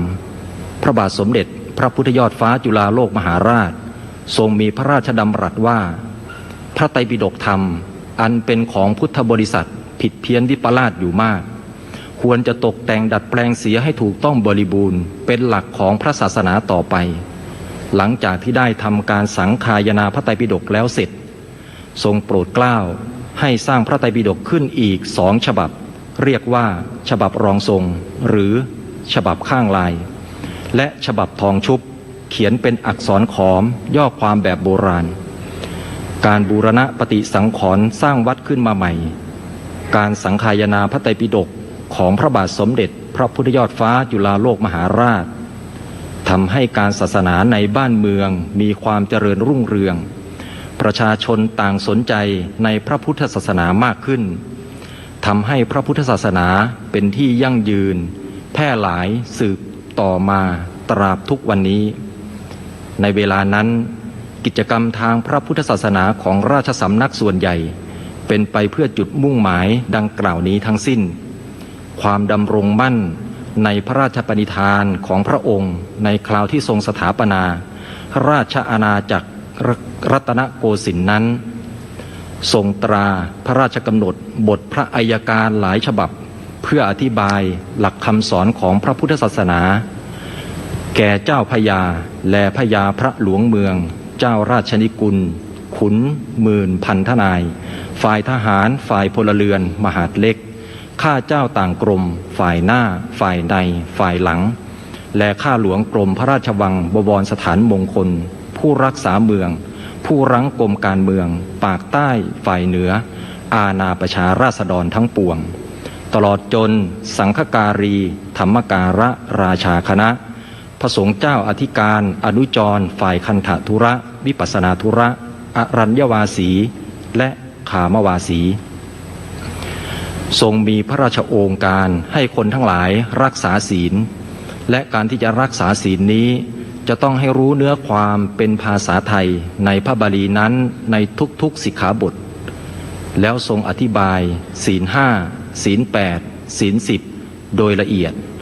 พร้อมทั้งยกตัวอย่างที่เป็นเรื่องเกี่ยวข้องกับชีวิตประจำวันอย่างแท้จริงแล้วทรงในตอนท้ายว่า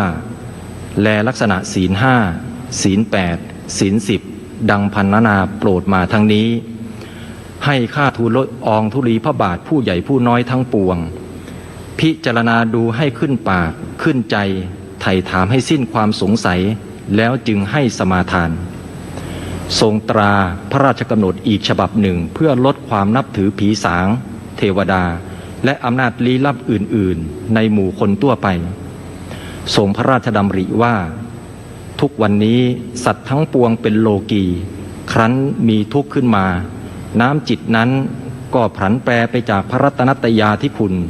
ไปถือผีสางเทพารักษ์ต่างๆครั้นจะให้ห้ามเสียไม่ให้ถือผีสางเทพารักษ์ศักดิ์สิทธิ์เล่า ก็มีพระพุทธฎีกาตรัสไว้ในสัตตปริหาริยธรรม7ประการอันจะให้บ้านเมืองสมบูรณ์ขึ้นว่าให้สมเด็จพระมหากษัตริยาธิราชเจ้าบำรุงเทพารักษ์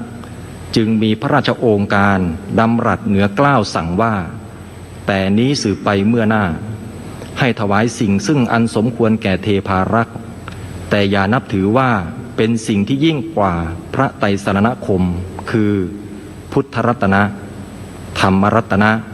สังฆรัตนะห้ามอย่าให้พลีกรรมสัตว์ต่างๆมีโคกระบือสุกรเป็ดไก่เป็นต้นนำมาบูชา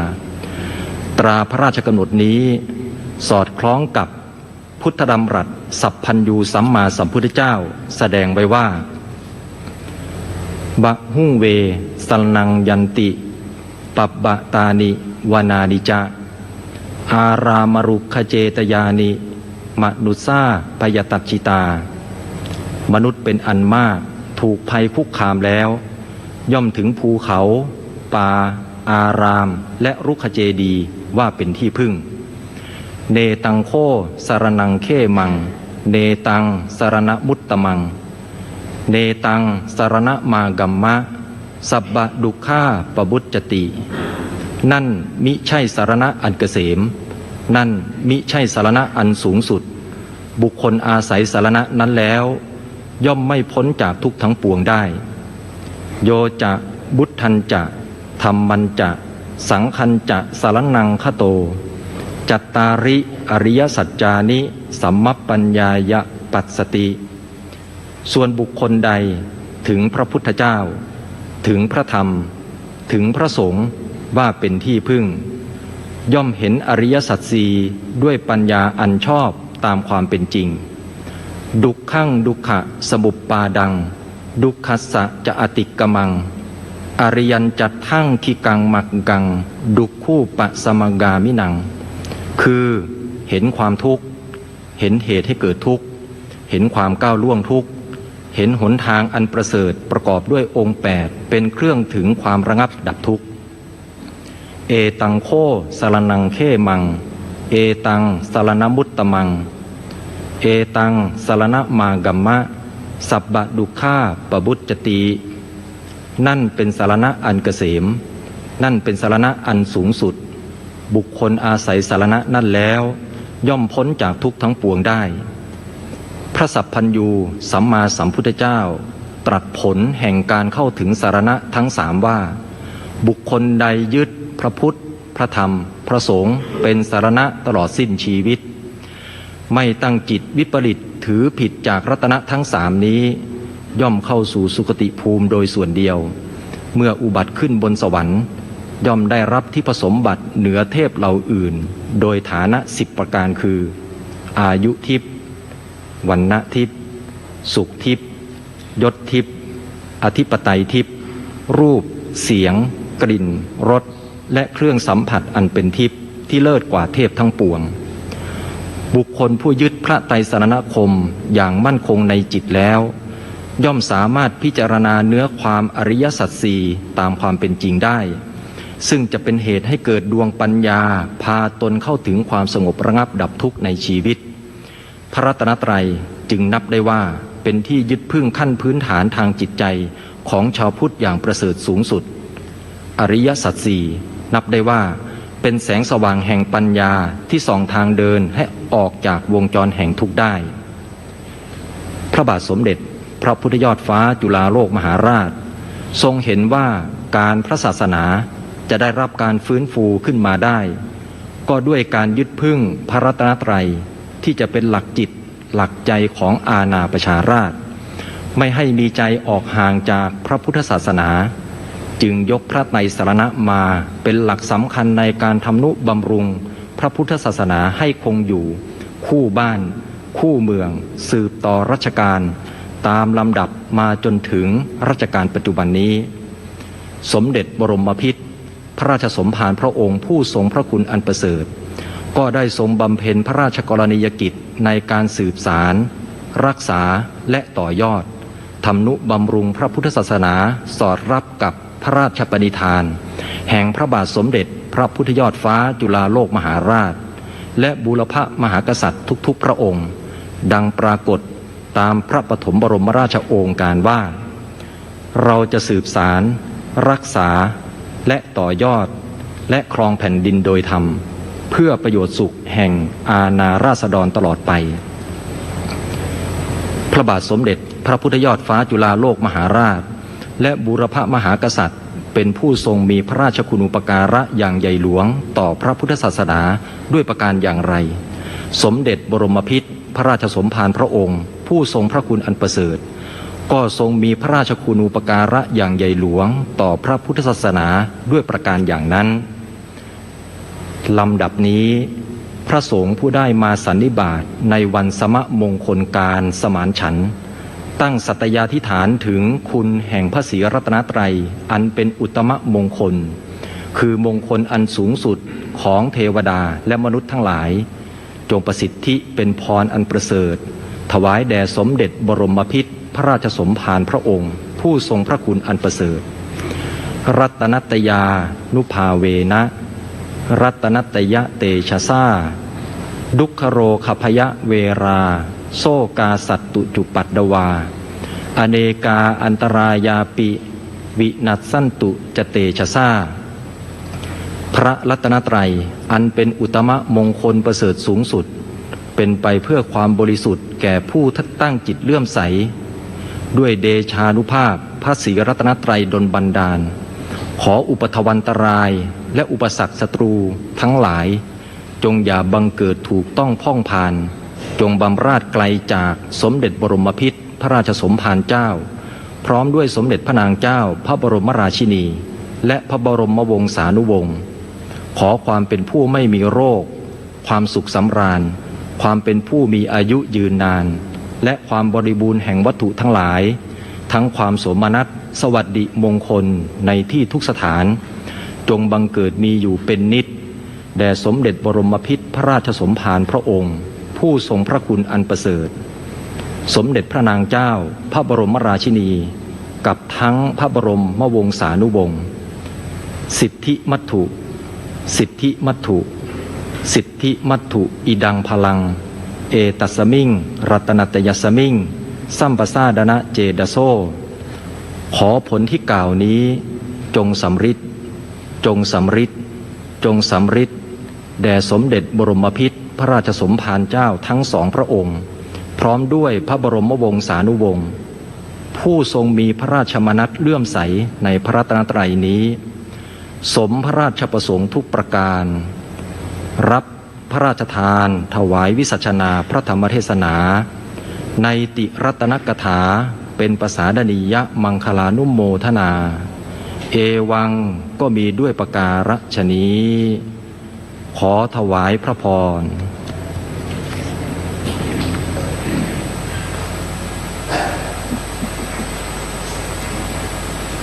พระราชยานวชิระโนภาสนะคะถวายพระธรรมเทศนาจบแล้วโดยพระธรรมเทศนานั้นกล่าวถึงพระบาทสมเด็จพระพุทธยอดฟ้าจุฬาโลกมหาราชนะคะว่าทรงมีพระราชคุณูปการใหญ่หลวงที่ทรงทำนุบำรุงพระพุทธศาสนาเพื่อให้คงอยู่คู่บ้านเมืองสืบต่อรัชกาลมาตามลำดับมาจนถึงรัชกาลปัจจุบันนี้ซึ่งพระบาทสมเด็จพระเจ้าอยู่หัวก็ได้ทรงบำเพ็ญพระราชกรณียกิจ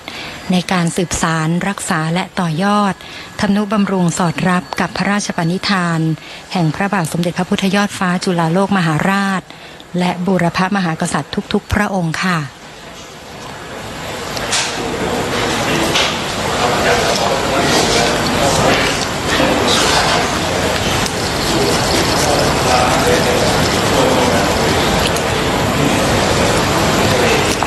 สำหรับการจัดพิธีเฉลิมพระเกียรติพระบาทสมเด็จพระเจ้าอยู่หัวเนื่องในโอกาสพระราชพิธีสมมงคลพระชนมายุเท่าพระบาทสมเด็จพระพุทธยอดฟ้าจุฬาโลกมหาราชในวันนี้นะคะก็มีหลายพิธีด้วยกันตั้งแต่ช่วงเช้าแล้วช่วงเวลา 7:30 นาทีก็ได้มีการจัดพิธีเจริญพระพุทธมนต์แล้วก็ทำบุญตักบาตรถวายพระราชกุศลจากนั้นมีการจัดพิธีทางศาสนามหามงคลถวายพระราชกุศลเฉลิมพระเกียรติค่ะรวมถึงการจัดกิจกรรมเฉลิมพระเกียรติอีกหลายกิจกรรมด้วยกันค่ะ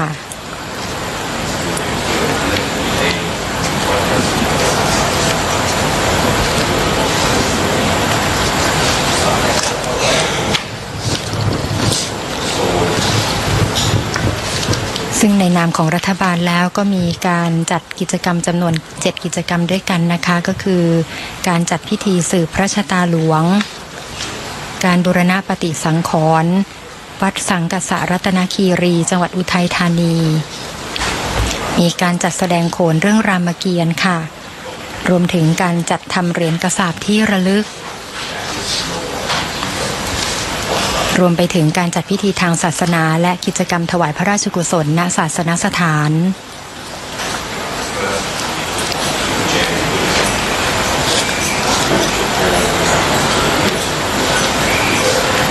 พระบาทสมเด็จพระเจ้าอยู่หัวเสด็จพระราชดำเนิน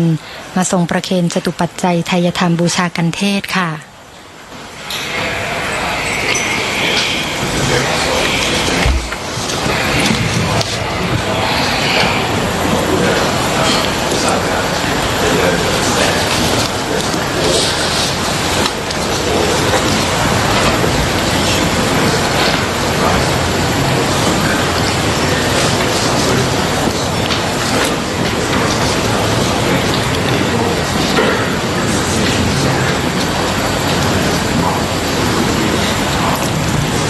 สำหรับพระราชพิธีสมมงคลพระชนมายุเท่าพระบาทสมเด็จพระพุทธยอดฟ้าจุฬาโลกมหาราช14 มกราคม พุทธศักราช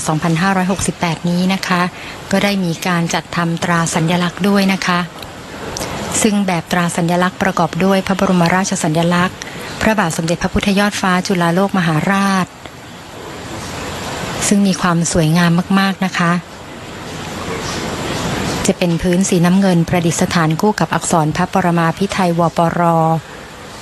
ในกรอบพุ่มข้าวบินพื้นสีน้ำเงินระหว่างเบื้องบนดวงพระตราทั้งคู่มีพระแสงจักรีหมายถึงทรงเป็นสมเด็จพระมหากษัตริยาธิราชในพระบรมราชจักรีวงศ์ค่ะด้านล่างมีรูปเสียรนาคด้านอัดนะคะหมายถึงพระนักษัตริย์ปีมะโรงอันเป็นปีพระบรมราชสมภพของพระบาทสมเด็จพระเจ้าอยู่หัวทั้งสองพระองค์ว่าทรงเจริญพระชนมพรรษาเสมอกันซึ่งดวงพระตราทั้งสองนั้นประดิษฐานอยู่ในปทุมอุณาโลมอันเป็นพระบรมราชสัญลักษณ์แห่งปฐมบรมราชวงศ์บนพื้นสีเขียวอันเป็นวันพระบรมราชสมภพพระบาทสมเด็จพระพุทธยอดฟ้าจุฬาโลกมหาราชขนาบด้วยฉัตรขาวแบบโบราณอันเนื่องด้วยตราพระราชลัญจกรประจำรัชกาลปัจจุบันค่ะเบื้องบนสุดจะประดิษฐานพระมหาพิชัยมงกุฎเบื้องล่างเป็นแพรแถบเสียรนาคนะคะสื่อถึงพระนักษัตริย์ปีพระบรมราชสมภพของทั้งสองพระองค์มีอักษรสีทองความว่าพระราชพิธีสมมงคลพระชนมายุเท่าพระบาทสมเด็จพระพุทธยอดฟ้าจุฬาโลกมหาราชบนพื้นสีน้ำเงินแสดงสีขัตติยชาติ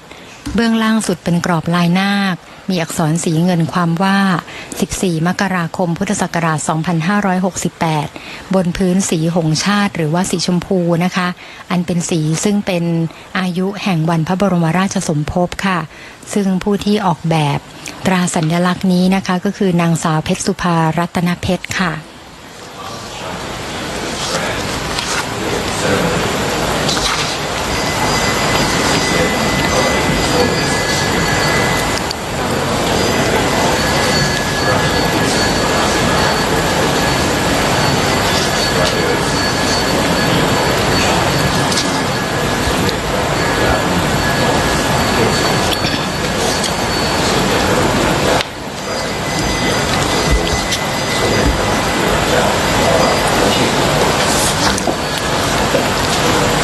เจ้าพนักงานได้นิมนต์พระสงฆ์นะคะที่เจริญพระพุทธมนต์และถวายพระธรรมเทศนาขึ้นนั่งยังอาสงฆ์พร้อมแล้วลาดพระภูษาโยงนะคะ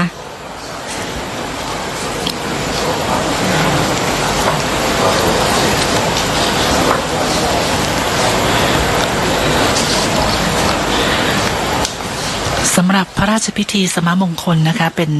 ราชประเพณีที่ถือปฏิบัติสืบกันมาช้านานมีความสำคัญทางประวัติศาสตร์ของไทยแสดงถึงวัฒนธรรมที่ดีงามของพระมหากษัตริย์ไทยในการที่ทรงสร้างแบบอย่างความกตัญญูกตเวทิตา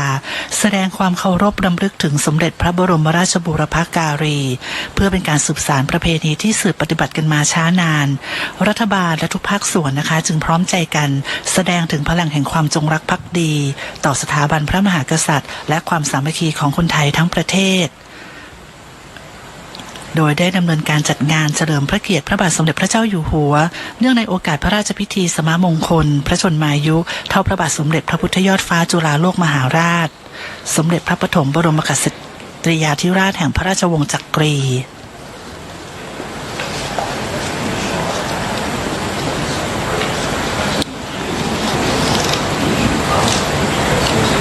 พระบาทสมเด็จพระเจ้าอยู่หัวเสด็จพระราชดำเนินไปทรงทอดผ้าไตร19ไตรนะคะ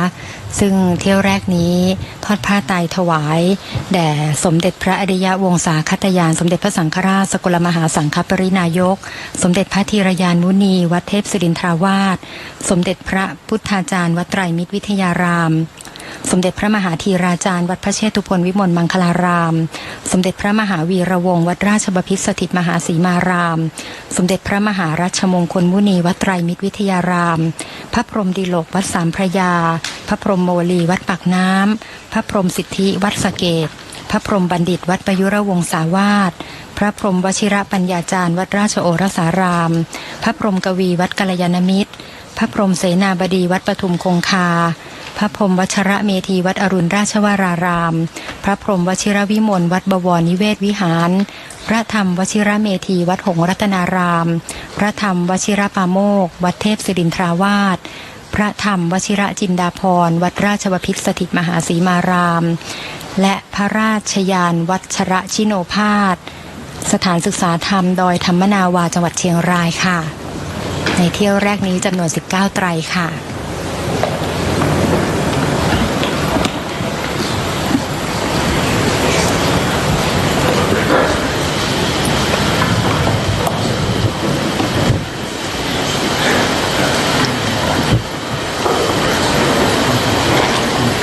พระบาทสมเด็จพระเจ้าอยู่หัวเสด็จพระราชดำเนินกลับไปประทับพระราชอาณาค่ะซึ่งหลังจากนี้พระสงฆ์ที่เจริญพระพุทธมนต์และถวายพระธรรมเทศนาสดับประกรณ์พระบรมอัฐิค่ะอุปาทวยธรรมิโนอุปจิตตวานิรุตตันติเตสังอุปสัมโมตุโก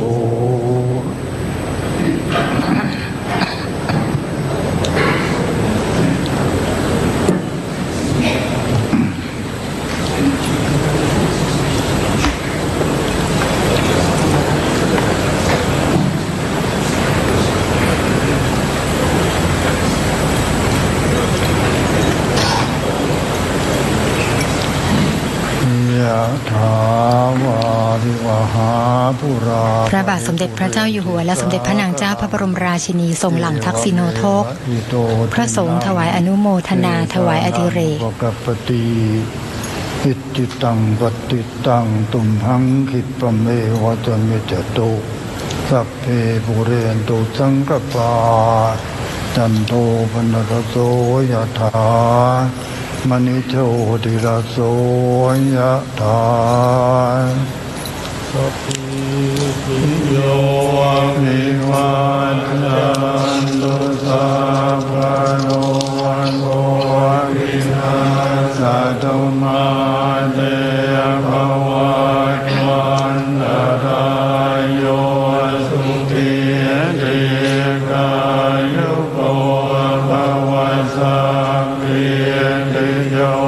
วิวัชชันตุสัพพะโลโกวินาศตุมาเตภวัตวันตรายโยสุขีติกายุโกภวสัพพิติโย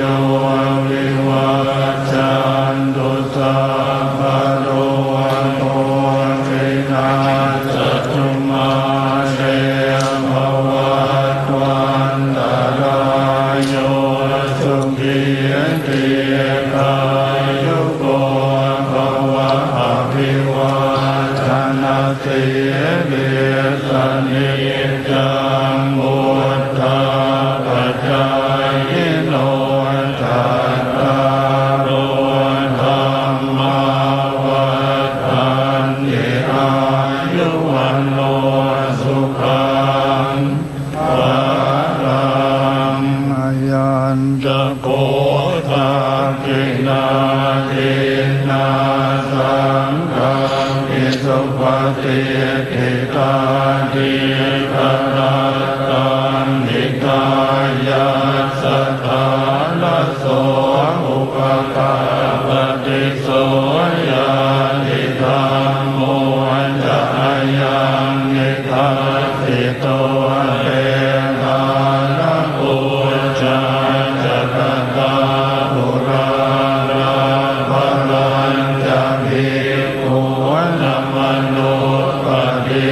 นังโตเมหิปุญญังปัสสุตังอนาปดันติ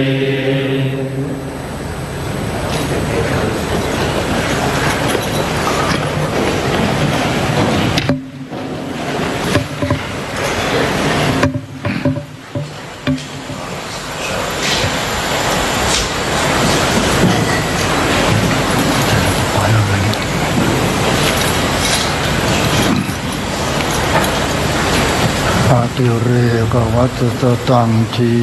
วตุอติเรกวัตตตังทีวตุอติเรกวัตตตังทีวตุทีฆายุโกโหตุอโรโกโหตุทีฆายุโกโหตุอโรโกโหตุตุกิโตโหตุปรเมนทมหาราชาสัพพรมราชินีทิฏฐิกิจจังทิฏฐิกัมมังทิฏฐิลาโภชโยนิจังปรเมนทมหาราชรัสสะปรมนิยาสหภวตุสัพพทาขอถวายพระพรวตุสัพพมันดลังราคันตุสัพพเทวตาสัพพพุทธานุภาเวนัสสัทธาโสติภวันตุเตภวตุสัพพมังคลังราคันตุสัพพเทวตาสัพพธรรมานุภาเวนัสสัทธาโสติภวันตุเตภวตุสัพพมังคลังราคันตุสัพพเทวตาสัพพสังฆานุภาเวนัสสัทธาโสติภวันตุเต ขอถวายพระพรเจริญพระราชสิริสวัสดิ์พิพัฒนมงคลพระชนมสุขทุกประการจงมีแด่สมเด็จบรมบพิตรพระราชสมภารเจ้าทั้งสองพระองค์ผู้ทรงพระคุณอันประเสริฐเวลานี้สมควรแล้วอาตมาภาพทั้งปวงขอถวายพระพรมาแด่สมเด็จบรมบพิตรพระราชสมภารเจ้าทั้งสองพระองค์ผู้ทรงพระคุณอันประเสริฐขอถวายพระพร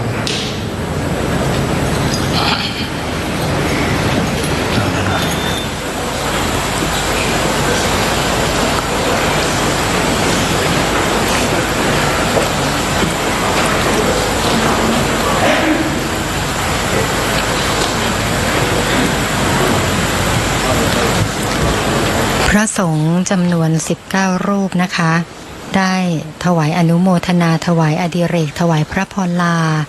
และจะออกจากพระที่นั่งนะคะซึ่งอีกสักครู่เจ้าพนักงานจะนิมนต์พระสงฆ์อีกเที่ยวละ20รูปนะคะจำนวน3เที่ยวด้วยกันขึ้นมานั่งบนอาสงฆ์ค่ะ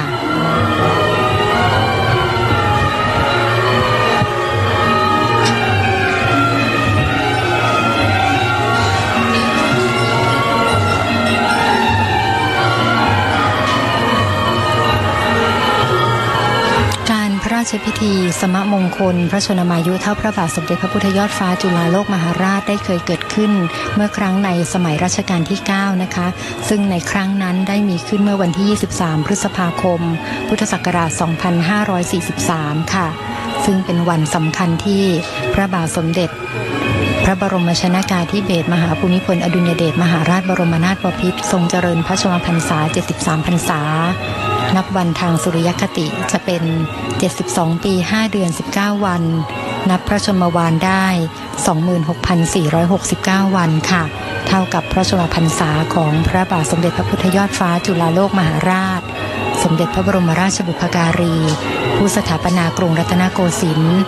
และเป็นปฐมพระบรมราชจักรีวงศ์พระราชวงศ์ที่ยั่งยืนสืบมาจนถึงปัจจุบันเป็นเวลายาวนานนะคะซึ่งในครั้งนั้นพระบาทสมเด็จพระเจ้าอยู่หัวทรงพระกรุณาโปรดเกล้าโปรดกระหม่อมให้ประกอบการพระราชพิธีเพื่อส่งพระราชอุทิศพระราชกุศลถวายแด่พระบาทสมเด็จพระพุทธยอดฟ้าจุฬาโลกมหาราชและโปรดเกล้าให้ขานการพระราชพิธีครั้งนั้นว่าพระราชพิธีสมมงคลพระชนมายุ 73 พรรษาเท่าพระบาทสมเด็จพระพุทธยอดฟ้าจุฬาโลกมหาราชค่ะการพระราชพิธีนอกจากจะทรงพระราชอุทิศพระราชกุศลถวายแด่พระบาทสมเด็จพระพุทธยอดฟ้าจุฬาโลกมหาราชเป็นสำคัญแล้วก็ยังทรงมุ่งให้บังเกิดสวัสดิมงคลความเกษมสุขแก่บ้านเมืองและประสบกนิกรด้วยค่ะ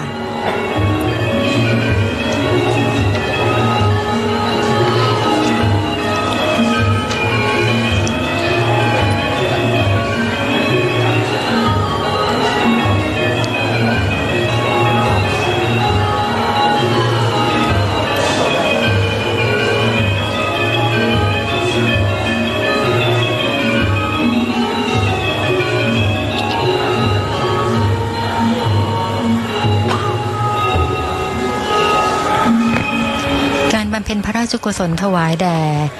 สมเด็จพระบรมราชบุพการีเป็นราชประเพณีค่ะที่ถือปฏิบัติสืบกันมาช้านานพระมหากษัตริย์ทุกพระองค์จะทรงอนุสรณ์คำนึงถึงพระราชกรณียกิจของสมเด็จพระบรมราชบุพการีในวาระต่างๆเช่นในวันที่ตรงกับการครองราชย์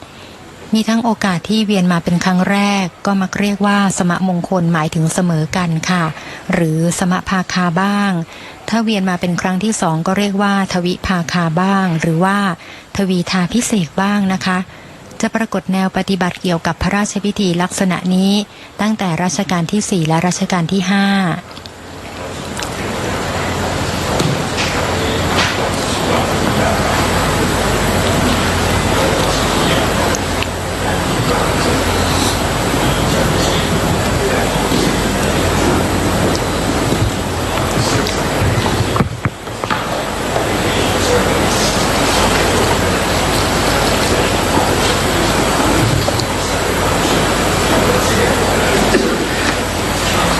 ในขณะนี้นะคะพระบาทสมเด็จพระเจ้าอยู่หัวทรงทอดพระไตร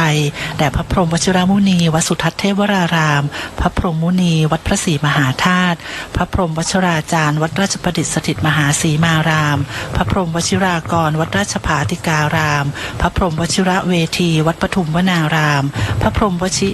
โรดมวัดโมลีโลกยารามพระพรหมวชรวิมลมุนีวัดมหาธาตุยุวราชรังสฤษพระพรหมวชิรรังสีวัดบวรนิเวศวิหารพระธรรมกิติเมธีวัดราชาธิวาสพระธรรมโพธิวงศ์วัดไทยพุทธคยาอินเดียพระธรรมวชิระโมลีวัดยานนาวา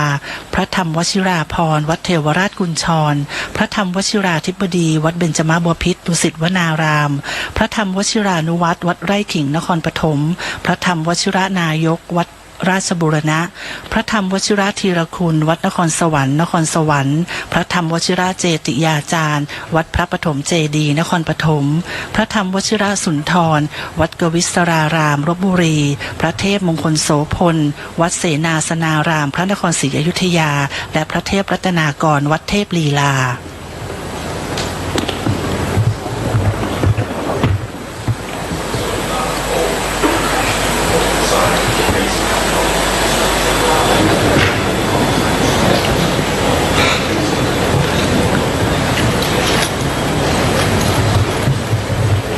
อนิจจาวัฏสังขาราอุปาทวยธรรมิโนอุปจิตวานิรุชันติเตสังอุปสมโมสุโข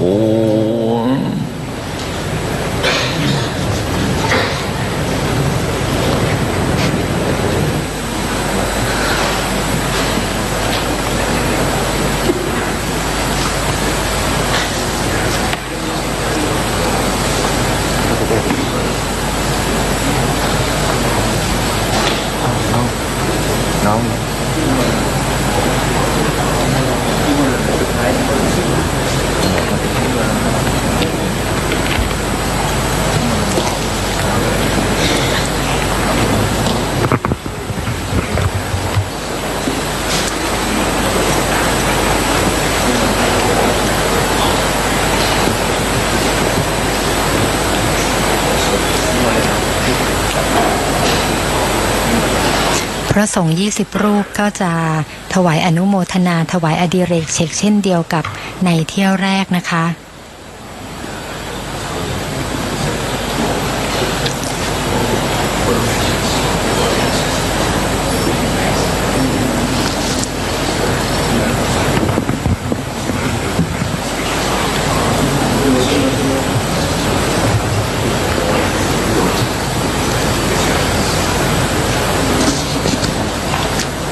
ในอภิลักขิตสิมัยนะคะที่พระบาทสมเด็จพระเจ้าอยู่หัวทรงเจริญพระชนมายุ 26,469 วันเท่าพระบาทสมเด็จพระพุทธยอดฟ้าจุฬาโลกมหาราชในวันนี้นะคะวันที่ 14 มกราคม พุทธศักราช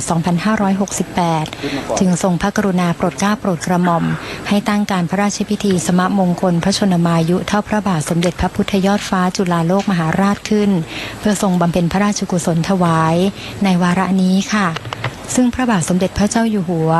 ขึ้นทรงราชเป็นพระมหากษัตริย์รัชกาลที่ 10 แห่งพระบรมราชจักรีวงศ์เมื่อวันที่ 1 ธันวาคม พุทธศักราช 2559 และมีพระราชพิธีบรมราชาภิเษกตามโบราณราชประเพณีเมื่อวันที่ 4 พฤษภาคม พุทธศักราช 2562 นะคะ โดยได้พระราชทานพระปฐมบรมราชโองการ เราจะสืบสารรักษาและต่อยอดและครองแผ่นดินโดยธรรมเพื่อประโยชน์สุขแห่งอาณาราษฎรตลอดไปค่ะ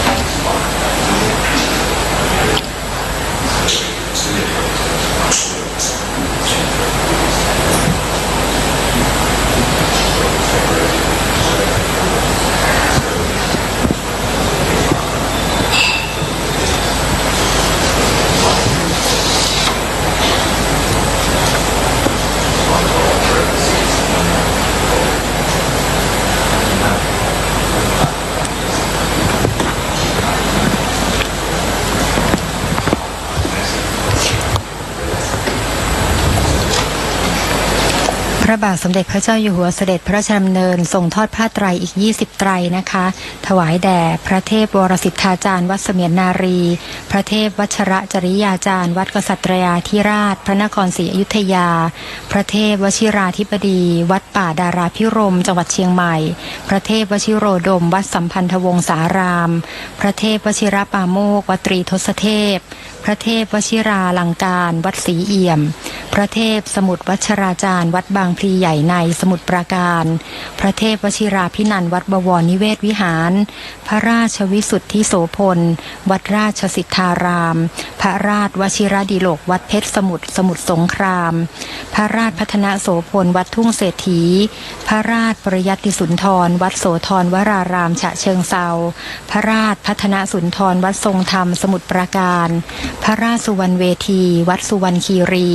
พระราชบัณฑิตวัดธาตุทองพระราชมหาเจติยาภิบาลวัดอรุณราชวรารามพระราชวชิราลังการวัดวชิราลงกรณ์วรารามนครราชสีมาพระราชวชิระสารสุธีวัดนิเวศธรรมประวัติพระนครศรีอยุธยาพระราชวชิระโมลีวัดระฆังโคสิตารามและพระราชวชิระโกศลวัดไตรมิตรวิทยารามค่ะอนิจจาวัตสังขาราอุปาทวยธรรมิโนอุปัชชิตวานิรุตชันติเตสังปัสสโมสุโข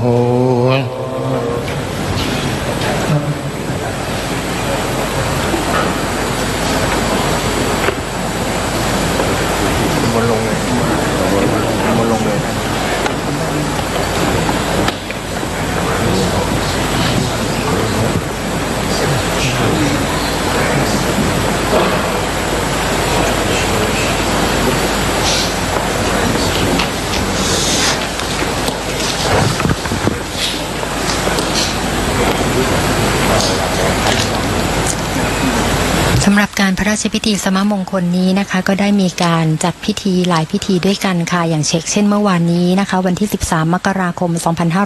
2568 ข้าราชการเจ้าหน้าที่จากหน่วยงานภาครัฐพ่อค้าและประชาชนก็ได้พร้อมใจกันสวมเสื้อสีเหลืองและชุดไทยนะคะเข้าร่วมขบวนแห่ไม้ค้ำโพหลวงจำนวน73ต้นเท่าพระชนมายุพระบาทสมเด็จพระเจ้าอยู่หัวค่ะโดยเริ่มเคลื่อนริ้วขบวนแห่ไม้ค้ำโพและเครื่องราชสักการะจากบริเวณท้องสนามหลวงนะคะไปยังพระอุโบสถวัดพระเชตุพนวิมลมังคลารามซึ่งเส้นทางการเดินเคลื่อนริ้วขบวนแห่ไม้ค้ำโพหลวงก็ได้ออกจากบริเวณท้องสนามหลวงค่ะแล้วก็มีการเลี้ยวซ้ายเข้าสู่ถนนสนามชัยตรงมาทางทิศใต้เลียบพระบรมมหาราชวังผ่านกระทรวงกลาโหมและเมื่อมาถึงหน้าวัดพระเชตุพนวิมลมังคลารามก็ผ่านประตูด้านทิศตะวันออกเข้าสู่พระอุโบสถค่ะซึ่งในวันเดียวกันนั้นนะคะเวลา 14 นาฬิกาก็ได้มีการประกอบพิธีเจริญพระพุทธมนต์พิธีสืบพระชะตาหลวงโดยมีสมเด็จพระมหาธีราจารย์เป็นประธานฝ่ายสงฆ์และพลเอกสุรยุทธ์จุลานนท์เป็นประธานฝ่ายคฤหัสถ์ค่ะทั้งนี้เพื่อเฉลิมพระเกียรติพระบาทสมเด็จพระเจ้าอยู่หัวเนื่องในโอกาสพระราชพิธีสมมงคลพระชนมายุ 26,469 วันเท่าพระบาทสมเด็จพระพุทธยอดฟ้าจุฬาโลกมหาราชสมเด็จพระปฐมบรมกษัตริยาธิราชแห่งพระราชวงศ์จักรีค่ะ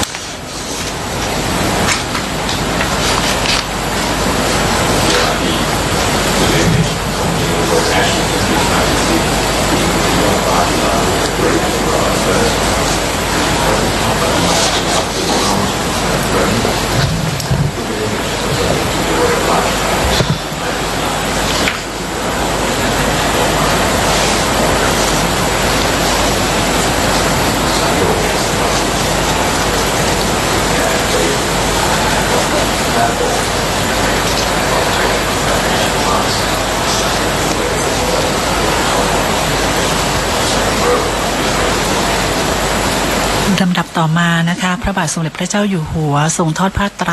แด่พระราชวชิรสิทธิวัดเจดีย์หลวงเชียงใหม่พระราชวชิระเมธีวัดไตรมิตรวิทยารามพระราชวชิระภาวนาโกศลวัดวีรโชตธรรมารามฉะเชิงเทราพระราชวชิรสิทธิสุนทรวัดใหญ่อินทารามชลบุรีพระราชวชิรยานดิลกวัดมกุฏคีรีวันนครราชสีมาพระราชวัดพัฒนาจารย์วัดราชบพิตรสถิตมหาสีมารามพระราชวชิระธรรมเมธีวัดราชประดิษฐ์สถิตมหาสีมารามพระวชิระภาวนาภิรัตน์วัดตะโกพระนครศรีอยุธยาพระศรีวชิรากรวัชนะสงครามพระเมธีวชิระธาดาวัดสุวรรณดารารามพระนครศรีอยุธยาพระวชิระรัตนาพรวัดอรุณราชวรารามพระวชิระโพธิวิเทศวัดไทยเชตวันมหาวิหารอินเดียพระนันทวิริยาพรวัดใหญ่สว่างอารมณ์นนทบุรีพระสุธีวชิระปฏิภาณวัดพระเชตุพนวิมลมังคลารามพระรังสีวชิรคุณวัดทรงเสวยชัยนาทพระวิเทศวชิรยานวัดไทยกุสินาราเฉลิมราชอินเดียพระวชรยานมุนีวัดเทพสรธรรมมารามปทุมธานีพระโสพลนนทสารวัดบางไผ่นนทบุรีพระพิสารวิหารกิจวัดหน้าพระเมรุราชิการามพระนครศรีอยุธยาและพระวชิระวาทีวัดมหาธาตุเพชรบุรีอนิจจาวัตสังขาราอุปาทวยธรรมิโนอุปัชชิตวานิโรจันติเตสังอุปัสสโมสุโข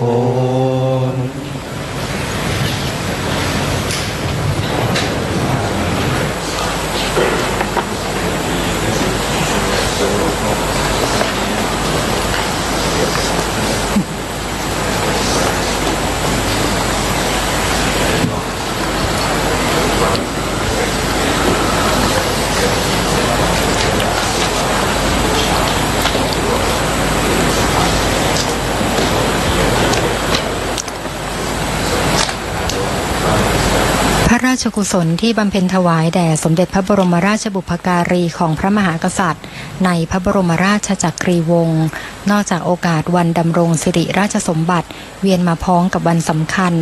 ดังที่กล่าวมาแล้วนะคะก็ยังมีราชประเพณีที่ทรงถือปฏิบัติในอีกหลายวาระ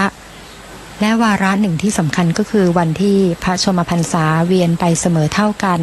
และวันที่พระชนมพรรษามากกว่าพระมหากษัตริย์พระองค์ใดพระองค์หนึ่งในรัชกาลที่ล่วงไปแล้วด้วยซึ่งทั้งหมดนี้เป็นภาพลักษณ์แสดงวัฒนธรรมที่ดีงามของพระมหากษัตริย์ของชาติไทยนะคะในการที่ทรงสร้างแบบอย่างความกตัญญูกตเวทิตาแสดงความเคารพลำลึกถึงบรรพชนปู่ย่าตายายที่ประกอบคุณความดีไว้แก่บ้านเมืองให้ราษฎรยึดถือเป็นแบบแผน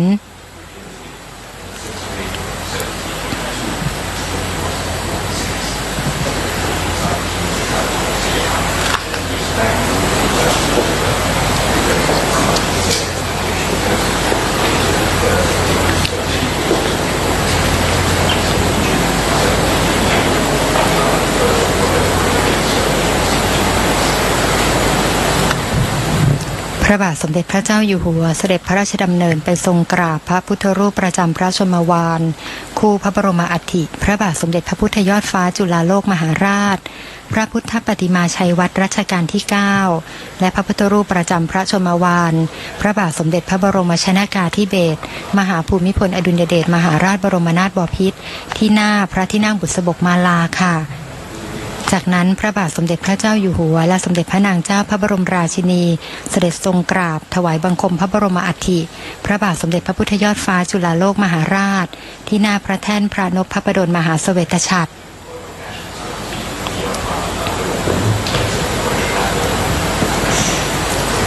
ทั้งสองพระองค์เสด็จพระราชดำเนินออกจากพระที่นั่งอมรินทร์วินิจฉัยนะคะ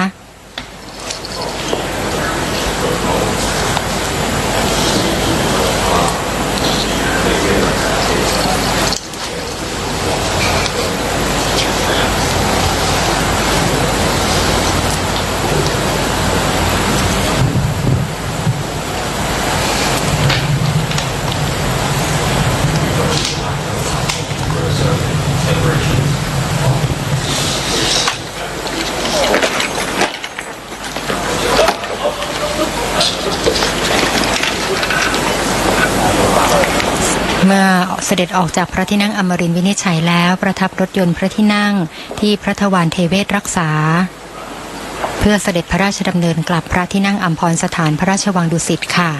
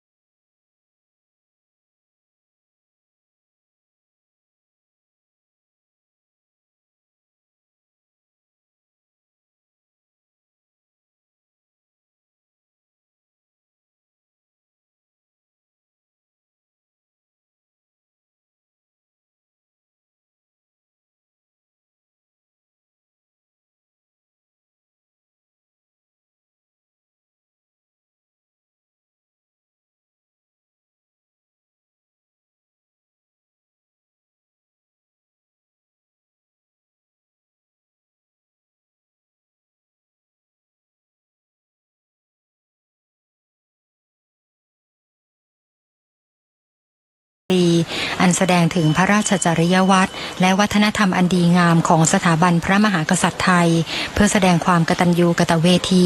เทิดทูนพระราชกรณียกิจของสมเด็จพระบรมราชบุพการีที่ได้ทรงประกอบพระราชกรณียกิจนานับประการเพื่อนำความร่มเย็นเป็นสุขมาสู่อาณาประชาราษฎร์และนำความเจริญรุ่งเรืองมาสู่บ้านเมืองสืบทอดมาจนถึงปัจจุบันค่ะและสำหรับในช่วงนี้นะคะเวลาในการถ่ายทอดสดได้หมดลงแล้วขอขอบคุณท่านผู้ชมทุกท่านที่ติดตามรับชมการถ่ายทอดสดของเรามาโดยตลอดค่ะในวันนี้คุณนิสารัตน์อมรักษ์และดิฉันอุรัสยาเพชรสดศิลป์พร้อมด้วยผู้บรรยายภาคภาษาอังกฤษร้อยเอกนายแพทย์ยงยุทธมยลาภและคณะทำงานในนามของโทรทัศน์รวมการเฉพาะกิจแห่งประเทศไทยต้องขอลาท่านผู้ชมไปก่อนสวัสดีค่ะสวัสดีค่ะ